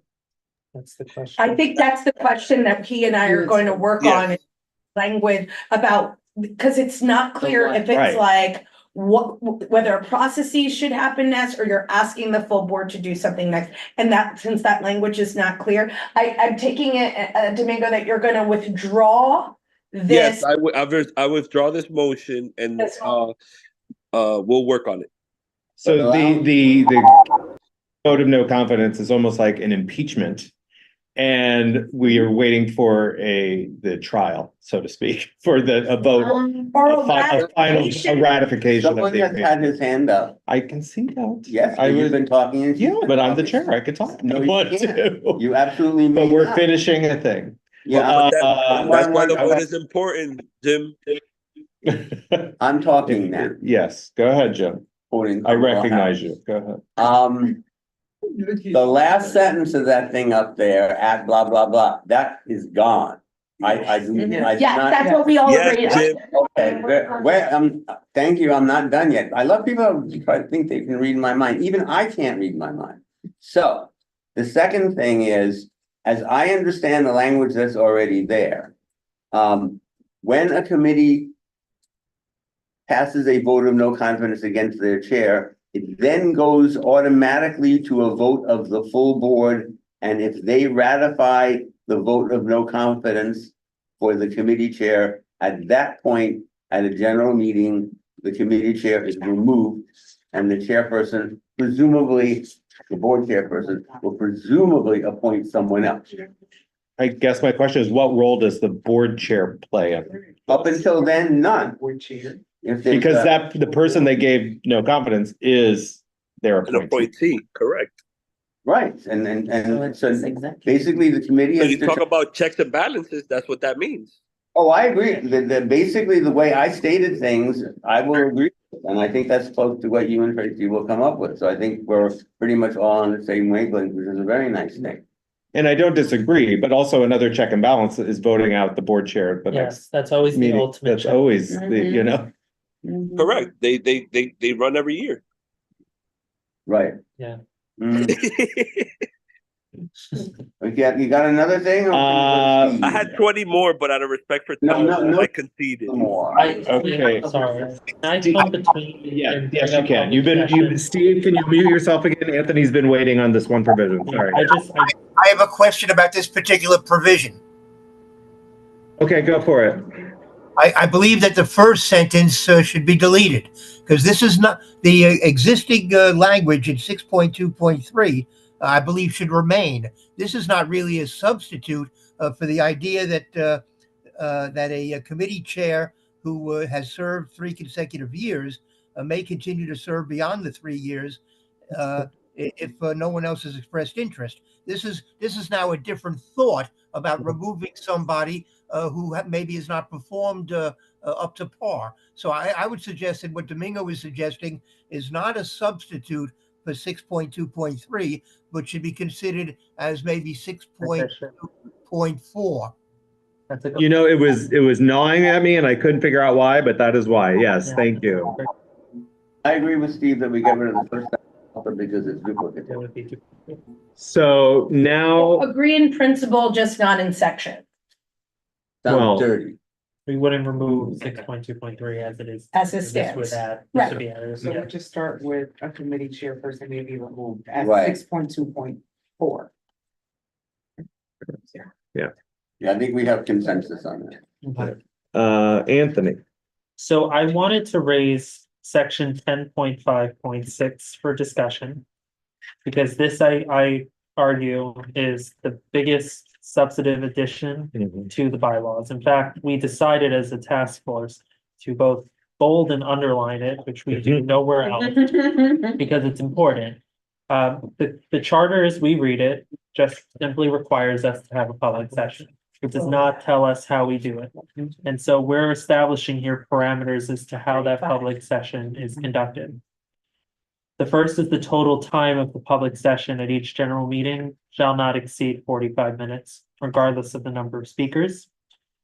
It does give the chair discretion to extend by a few minutes the total time if there are more than 25 speakers, or reduce equally the 2-minute time for each speaker. The chair may also, at their discretion, group speakers on a similar topic to ensure an uninterrupted and streamlined presentation by public speakers, meaning if you have 10 talking about 5G towers and then 10 talking about random other things, you have the 10 talking about 5G towers going in sequence. The board itself also reserves the right to vote to increase the time of the public session if circumstances and number of speakers so warrant. So if we are dealing with a pressing issue and the board agrees it's pressing, we can increase the time. So we are setting a major parameter here because currently public session goes for as long as we have public speakers on the list. I want to give a little background information about our thought process about why we did this. Where our biggest concern is coming from is when an organization has a concern about a very real issue, but they sort of run the night or run the floor. And it crushes out other issues. And what this does is rather than have, 12 people say the same 2-minute speech that there's really no distinction between, it gives a power to the chair to limit that. Unless they're really saying something different. So that was the thought, because we were seeing this with a lot of issues. And it was really crowding out the business of the board. So we want, even though it seems like this is a stifling of speech, the thought processes around it is to allow other voices that were being stifled by people taking advantage of process. At least that was our thought process behind it. And I would just add to that too, sometimes groups were coming, having multiple people and not addressing anything that we needed to address that night, right? They just wanted to talk and take up time. Does anyone have any concerns with this approach? No, I mean, hypothetically, someone could, run to some court and say, at least the first, until they do that. Right. Steve, your hand is up. Is that about this? Yeah, I just want to say that that there's something about 45 minutes that does seem to be somewhat limited, and I would feel more comfortable if we said 1 hour.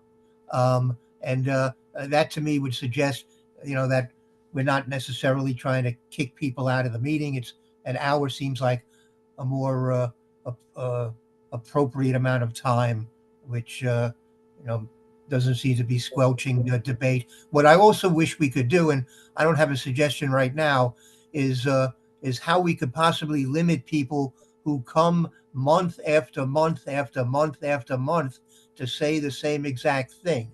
I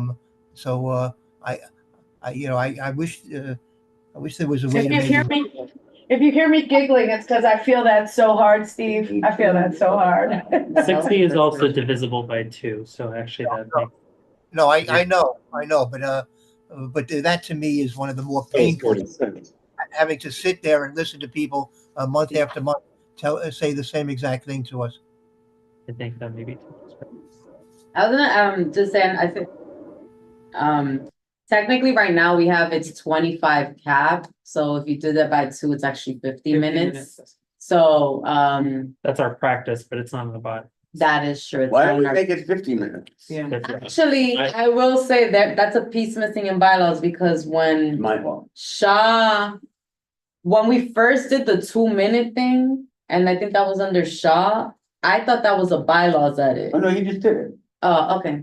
All right, never mind. These people who become judges, they just do what they want. Okay, I mean, I think my only concern that comes up is thinking about the practicality of people who are speaking on the same resolution or topic, because it's like, maybe I have opposing and you have supporting views. And then the practicality of like, how can you actually implement this clause, right? Yeah. We thought about this. So this is the problem. Another day. No. So I just want to reply to that. We thought of those 2 things. And the first thing is, in the sign-up sheet, they're supposed to write what specifically they're going to be talking about, like, and maybe that could, like in the sheet when they're trying to get on the floor, and maybe just, we can be like a point of clarification, are you for this tower? Are you against this tower? Right? Rather than just tower itself. That was one thing. And what was the second point you just made? Because we addressed that, we thought about. Oh, like the practicality of that, but I have a bigger one. But which is around open meeting law, but. The second practicality was to actually have in our bylaws a way that you could say, hey, we recognize this is an important topic, but we're stuck by our bylaws. by not allowing too many people. So it was really an empowering process to you, so you always had something to point to. Just one thing for me is we do have the last sentence here too. That the board also reserves the right to vote to increase the total time of the public session if the circumstances of members speak so warrant. So And then Anthony and then Domingo and Steve. there's just another provision I think is important to raise on that point. There's a complement provision we added that's highlighted right above it, 10.5.4. That says public speakers who are with the same organization or interest group or speaking on the same resolution or topic shall be given a total of no more than 10 minutes. So we're even further just making sure that the 5G people can't take, Can we Yeah. shorten? The 10 minutes. that can be shortened. If it's the same organization. We use, Yeah. what was, I think the original practice was like if you're, so context, right? Like if I'm with a group, right, and I'm representing my group, and maybe there's me and you work there, we get a combined 5 minutes. But so what Tracy was saying is that people have kind of taken advantage of that. So it's like, I'm speaking for myself. I'm not here on behalf of the org and I'm saying that. And then you got 20 people lining up. Anthony, since you were just there, I don't want to speak out of order, but can you just put like collectively or combine something to make that clear? Shall be given a total of no more than 10 minutes? Cause it Collectively, starts with. like at public- the end? Yeah, Yeah, just yeah. like, No more than 10 minutes collectively. yeah, or combined to what, whatever word. No more than. Ten is- Cause if you're talking about who are with, Well, right? it says same organization or interest group, so it's. Or speaking on the same resolution or topic. But then what if you But get that 3 could still be different groups individual. all speaking? Oh, well. If they're on Like, the same I topic, feel like what if we they're did not 5, why listening to not? one another? No. I think this is important. I'm I mean, I wanna expect hands. so. But yeah, I saw Domingo first and then Steve on this topic. Yeah, I think civil liberties is something that should be protected. You know, sometimes we might disagree with what individuals say. What I think needs to be better defined is the process that the bylaws reinforce, you know, because personally, I think people have the right to express whatever they got to express, regardless of if it's pleasurable or not. But I do think what's important to protect here is the ability to listen to different voices and make sure that everybody who signed up to speak get the equal opportunity to speak as well. So I think this is more about process than it is necessarily about limiting individuals who are going to advocate for the same thing. Because you could just look at city council hearings and it becomes a very repetitive, like, you know what I'm trying to say? So that's just my suggestion. Steve, did you have something on this topic? No, I just want to reserve keep in mind the fact that I have 2 more proposed changes that I want to offer. Okay, Catherine and then Jim. No, I mean, I think I'm great. I think what I like about this section, and I think should be really clear to members, and hopefully they read this section, is that there are like those fail safes, if you will, like we can extend, we can allow, and I think that's important. I think on the practicality of like the public groups, I'm trying to think through what might be some scenarios where, you know, people will still, you know, there's still that loophole, but I mean, and I honor the why. I just get worried a little bit around OML, open meeting law, and like, yeah, I don't know. I think maybe what I can do, tomorrow's Friday, this section, I could send downtown just to like get some feedback on that.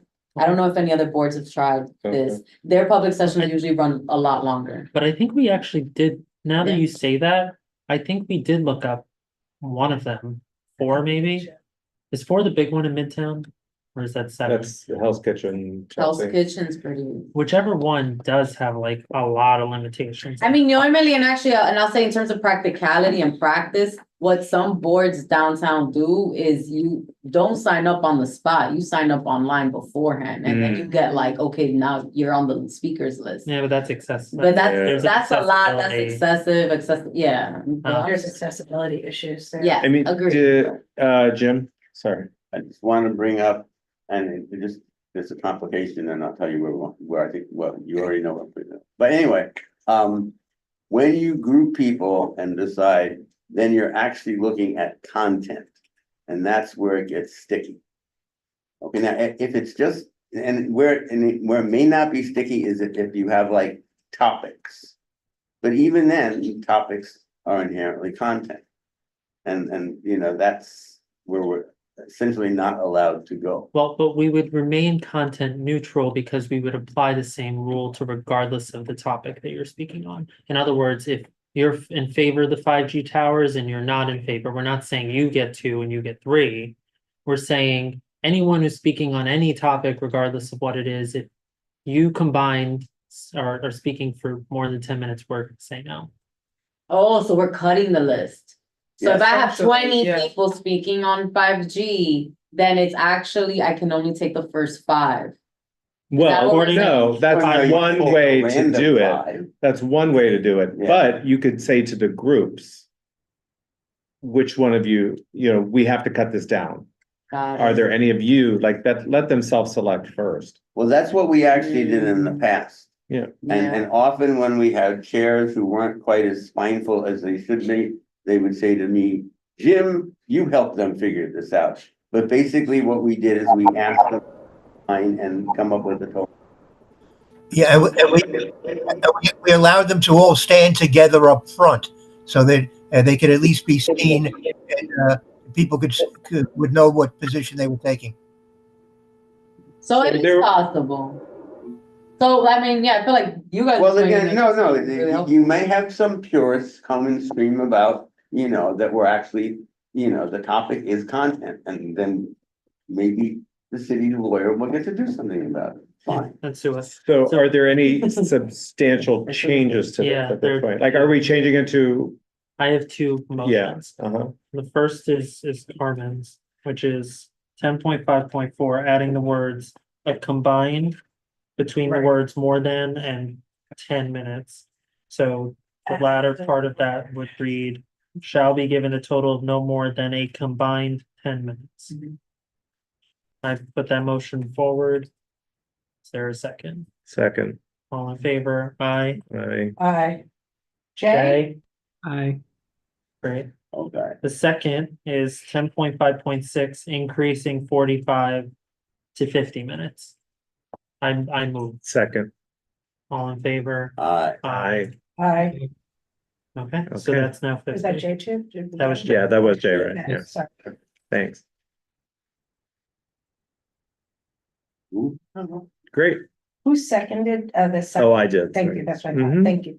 Were there any other substantive changes we were considering at this point? Has Steve told us all of his ideas now? No, yes.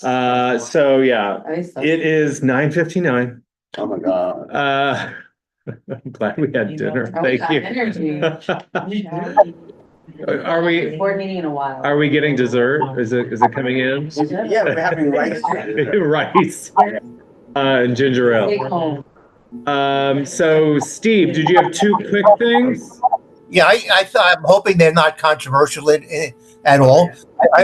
Both of them involve Article 13. I think one of them would be 13.1.3. I would, in the interest of transparency, I would like to have a provision that says that the annual budget of the board should be approved by the full board at the September meeting, and any budget modifications during the fiscal year also should be approved by the full board.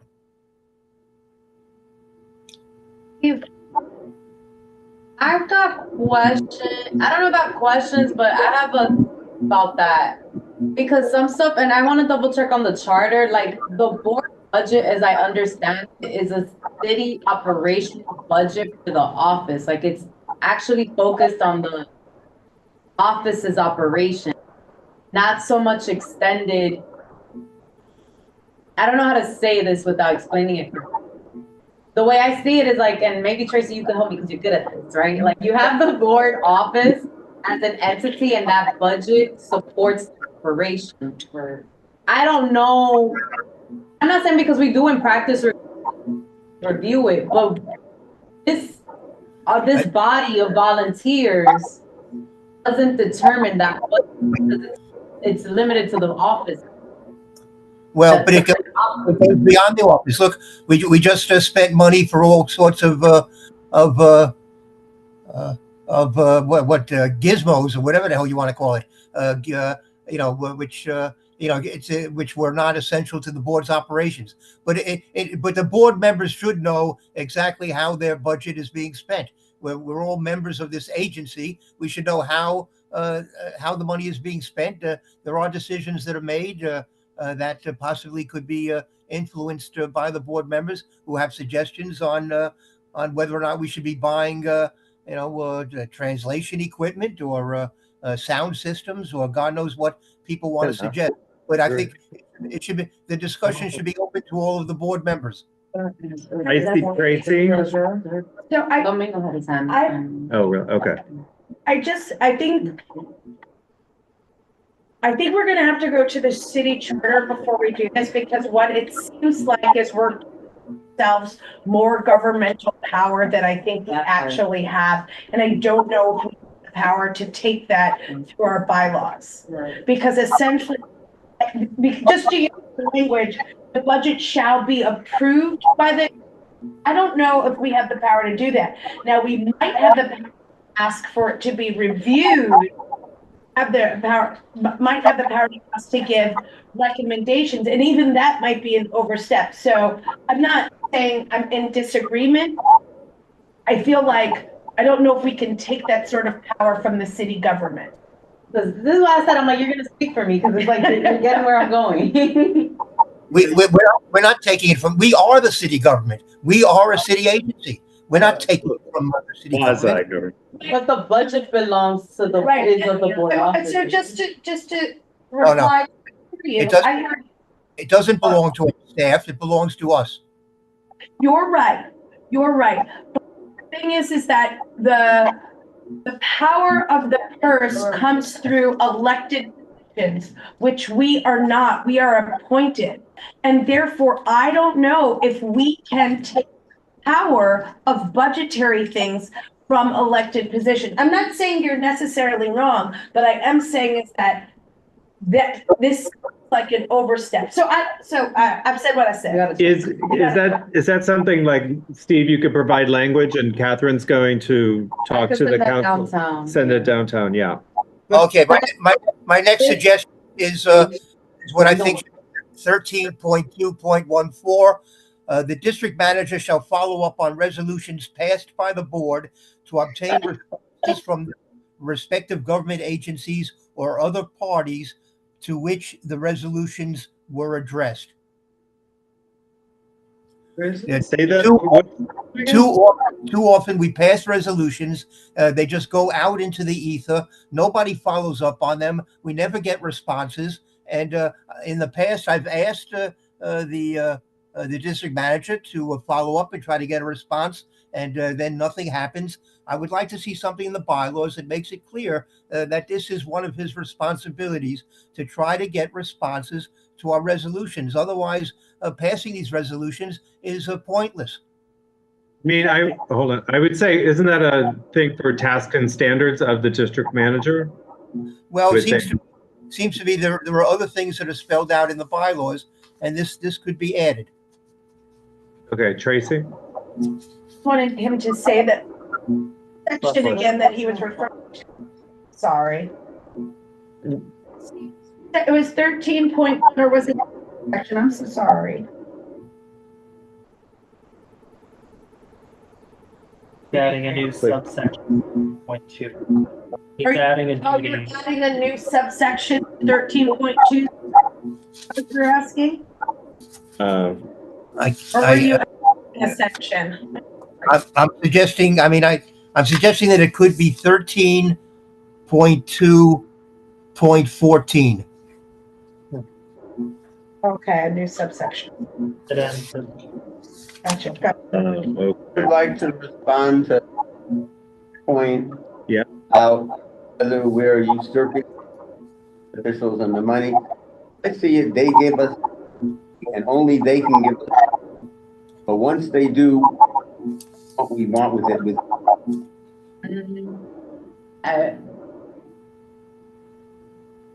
Gotta pull up city charter. I vaguely remember because I was having a conversation, I think, earlier this, we don't understand who around the budget. And it's harder, the DM's role to like what Tracy's saying, I've done that language. And I think what we have in bylaws around assisting back recommendations, like that updates, that covers it, but that specific language of approving the budget is another territory, I think. Yeah. Again, do the research. I will say though, if we agree to whatever that is, I don't think Article 13 is appropriate for that. I think the ultimate goal is to have the board being, because that's not what Article 13 is about. We call it internal operations. It's what the does. Well, put it wherever you feel it belongs. There's a world where it may be, it could be a short one. The new Article 14, wherever you want to put it in the bylaws, and it would just simply say the board approves, or it ultimately its money at this point in time. Could I speak? Yeah. Yes. Go ahead, Domingo. So I'm gonna leave this in your mind, right? Because I'm sure everybody wants to go home, but one of my proposals for the bylaws, right? Because when it came to my understanding how the treasurer position was created for former, I'm not even going to get into that. I think it's time to also look at a position that's heavily underutilized to try to bring in more innovation into the board, where it could be like finance and innovation, because since they're seeing the budget, etc., and being able to propose innovation because I just feel it's crazy that in these times you're still doing minutes when there's like software for that. You know what I'm trying to say? So I think that position should be more about, you understand the finances, what could be brought into the board to make it run more smoothly, and what recommendations you got for the operations of it. That's just my suggestion. That's all I wanted to say. And yes, it's a little bit controversial. Yeah, I think with the old bylaws or the current bylaws for the treasurer, very little said. So we did beef it up a little, but not much. But not much. But before it was like very little was said about. Yeah, I'm talking about changing it from treasurer to finance and innovation. That's what I'm basically proposing. Right. That's what I'll propose on the board. Okay, listen, I'm gonna lose my computer in 2 minutes. Could I just ask one question about what I think is a typo in section 11.5.1 when you describe the agencies that are under the Health and Environment Committee? It says emergency medical services, and then in parentheses for EG, which is, for example, fire department. It should not say EG. EMS is part of the fire department. So I would like you to delete the EG. And then the next thing, it says New York City Health and Hospital. There should be an S after hospital, health and hospitals, plural. I hope I can at least get unanimous consent on those 2 points. I think we're just looking for it. Yeah, no, About the- it's health plus hospitals. Hospital with an S. There is no S in the redo, but we. But he's right, there should be an S. Yeah. And The could you plus is delete there? and Yeah. could you delete the EG? Yeah. Yes. Well, because technically itself should be under public safety, and that segment of the fire department could be under The health. EMS. Right, which is very odd. but- Do we need a motion? We do. Okay, I move motion. to, I second. All in favor? Yes. Aye. Okay, great. Thank you. All right. It is 10:10 and we're not winning. Oh, can I just make one comment? I Better than appreciate, anyone I know. I appreciate Domingo's idea of changing the treasurer title to financial and innovation. Unfortunately, the city charter requires us to have a treasurer, and I don't think we can deviate from that. If the word treasurer is in the city charter. Good point. Okay, So we- thank you for the heads up. So we could add some more fluff into it and incorporate Yes. inflation into it. And I think we're, One more grammar thing. okay, yeah. Grammar, should 5.1.1. Under 3 unexcused absences from duly called meetings of any standing committee. Cause you're saying any, it should be singular. No, that, I was only an English minor. But if anyone wants the English. I don't know. Three unexcused absences. Yeah, I think any makes it singular. Yeah, so it should be any standing committee, not any standing committees. Oh, these three lawyers should be able to Right. figure that one out. But I think any makes it singular. Any stand, yes, So yes. it's single, no S. I move to remove the S in 5.1.1. I second the motion. And the second grammar thing, Oh my God. sorry, That's okay, okay. 5.2.6.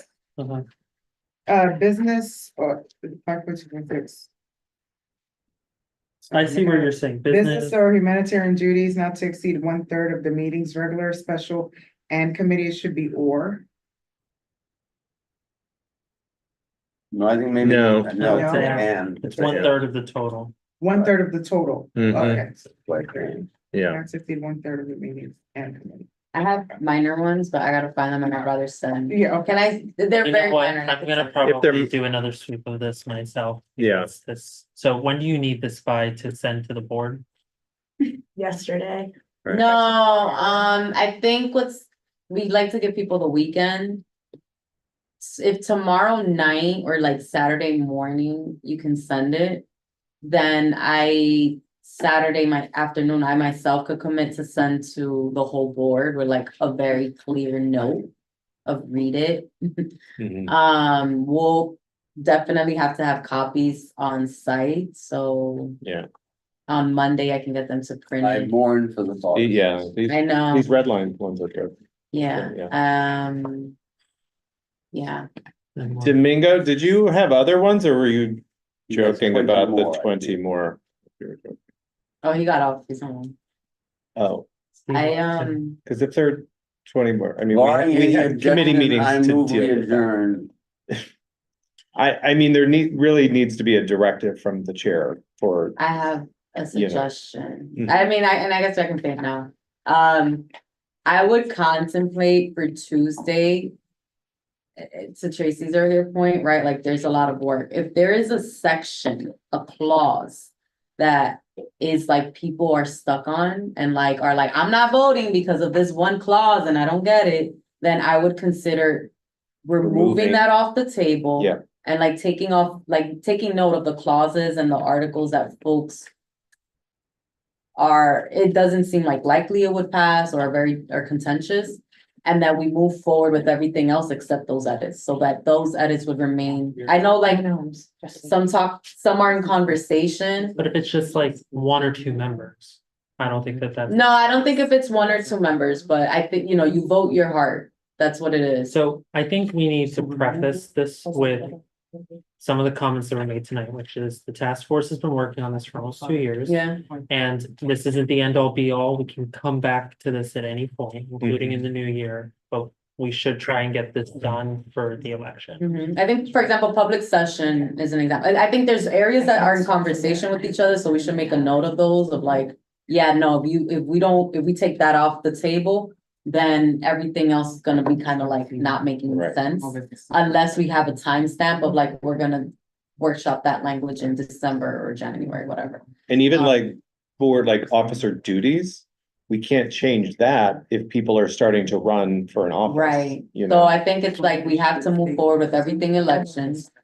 And like, everything nominating committee, those sections, and then the areas that do not impede anything time sensitive, then being willing to take that off the table, revisit, if it's like, But what does that 10 mean? what that means is like, if you have 15 people, No, no, that's right? not my point. When you take it off the table, does the old language come back? Yeah, that's what I'm thinking. Then you can. That we may don't not- make, basically is like, we don't make the change in that article, we're gonna. like we will hold Article 13, 1 through 4 for the next meeting. Right, and then, because we have the red line, people would be able to see it, is what I'm thinking. That could make a mess, though. It could make a mess. Hopefully it's not much, but That's a figure. Yeah. It could make a mess, or it's, See, I have the. or makes a commitment of we vote, We vote. right? It ends how it ends. Votes land where they land, and if there's an area that's contentious, then we hold a bylaws meeting before June or something. I don't know. It's like, let's give some breathing time. Let's see what happens, Mhm. you know, like let it happen. And then in June, maybe we revisit, but like actually put a date on it. Yeah. So my On the record. suggestion, I think, to what you're saying is that we, sort of similar compromise. If there's we temporarily pass this new draft with a commitment that we will come back and fix these other things. So And then we won't, see if some of it changes and some of it doesn't, we can end up with this inconsistent mess. Yeah, This way, I agree we with made that. an effort to make the new bylaws consistent with themselves. Yeah. So we would ask the people who object to small sections to bite their tongue for a few months. And we will commit, okay, we'll have another meeting like this and fix the rest of it. I loved tonight's meeting, by the way. This was Yeah, great. this was- Oh, this was- that blew me away. That was just like. Very wow, thoughtful. I'm like, I should have last year. Yeah, this is very. Well, many of our task force meetings were similar. Yeah. Yeah. It's They're- on Yeah, I Zoom. didn't even We go should have there. gotten This is food the for all comfort of our those. homes. Yes, I it know. was, it's time. in fact, while it's Let's going on, I stop whispered in it. Catherine's Oh, ear, dear. isn't this wonderful? Are we, Wait, are we officially? is there a motion to adjourn the meeting? Second.